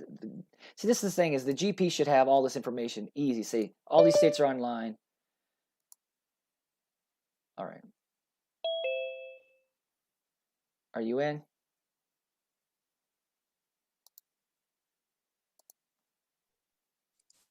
You in, William? I have waited for this link for what seems a million years. All right, we're gonna let you guys hear from William Pounds, and I just want to bring him in real quick, because actually he's the one who screenshotted Andrea back in 2018 talking about rigging the PCSC back then. So we do have to give him a hand and a round of applause for and in fact, William is the one that brought Jesse Ventura to the table from the beginning, to the Green Party. So, without further ado, you want to say something, man? Before we're not going to be here for too long. Yeah, I just wanted to say to everyone watching right now, disregarding the whole Justin, Beth, and Aaron Fox situation, that I have already blown the whistle about actions Mr. Fox has taken against the governor. I was told that Jesse would have won 4 delegates in Oregon if Mr. Fox did not take Jesse off the Oregon ballot. And I've already sent all the evidence to Jesse's publicist, and I'm just going to let her digest it. And I've informed her about this whole proceeding going on at the moment. So, Mr. Fox and Mr. Beth, you may have won the battle, but I assure you, you have not won the war.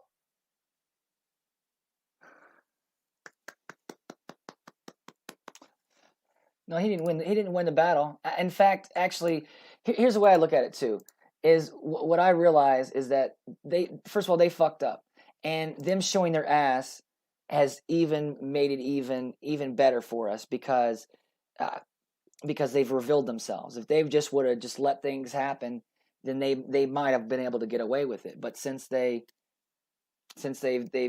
done so many dirty deeds, it's just exposed them. So this is and in fact I'm glad, because if Ventura, first of all, if Ventura chose Aaron Fox as his campaign manager, Ventura Fox should not be at all any kind of campaign manager. He's incompetent. So the good thing that's come out of this is that now Jesse knows who the real motherfuckers are, who the real people are, and who not to listen to, and what's going on. Because we've been learning the process. We've got all the information when it comes down to the rules and regulations, and we know exactly what's happening.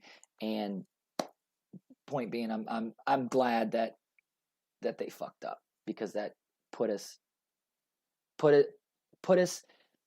all in a better position. We're not having to fight people in Ventura's ear, in that way. They've exposed themselves. So, William, they asked if you love them, if you love the Venturians. I love the Venturians, and Venturians that I love ever so much. Venturians led by Melissa White. Now, Melissa White is the real deal. She is the real deal. I was, when I was originally departing from assisting Fox in maintaining a charade of We Want Jesse, when I was in the initial process of leaving that, they were threatening me. They were saying that I would be subject to legal consequence if I spoke to that group, quote unquote, that group. Well, guess what? They're going to be the ones subject to legal consequence. Furthermore, I am just so thrilled. I am so thrilled that I caught wind of this at the moment that I did. I convinced Aaron Fox that Jesse would make a great nominee. I did that. And to have Mr. Beth on Twitter tell me that, was I working with him? Does he even know who you are? Does he even... I'm good with his publicist. And that's all I need. And scene. And scene. That was... Thank you. Awesome. All right. So anybody else have anything else anybody wants to say? Because I'm going to shut this down here real quick. But I want to thank you all for, let me do this. I want to thank you guys for tuning in and bearing with us. I mean, shit's a clusterfuck right now. Clusterfuck. And we're trying to wade through this. We're trying to make the party better. We need to build up each other. We need to take each other's ideas and use them to create a monster, platform, a monster team. So I want to thank you guys for doing this, for being engaged and for caring. So I think Saturday we're gonna do something else. So I'll keep you guys posted, and of course I'm sure we'll speak. But don't forget, tomorrow is Joe Rogan Friday. Let's fucking go hard, and let's use that as a testing the waters. You know, since he's kind of a bigger name, we can use it as a testing the waters to see what kind of reaction that we get. And like I said, you know, throwing these smaller independent media people in there too, in order to get them to cover what the Green Party's doing, because you are the Green Party. You are the Green Party. And a wave of 100,000 people coming in will overshadow and drown out the toxic and corrupt people. And you guys on the front line. So thank you so much. Then let me get this prepared, because I want to take us out in style, and in some. Oh, this is not it, is it? That's not it. That's not it. There we go. All right. Thank you all. Thanks. Much appreciated.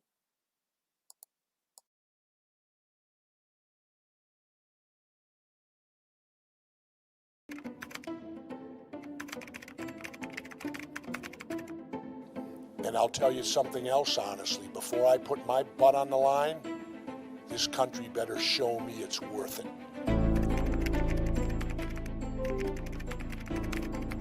We gotta think revolutionary. You gotta be ready to elect Che Guevara. Because I will change things if I won. We need a single-payer, government-run health care. It's a human right. If you're sick, you should be able to go to the doctor. If we weren't spending all our money on these wars, we could have health care 3 times over.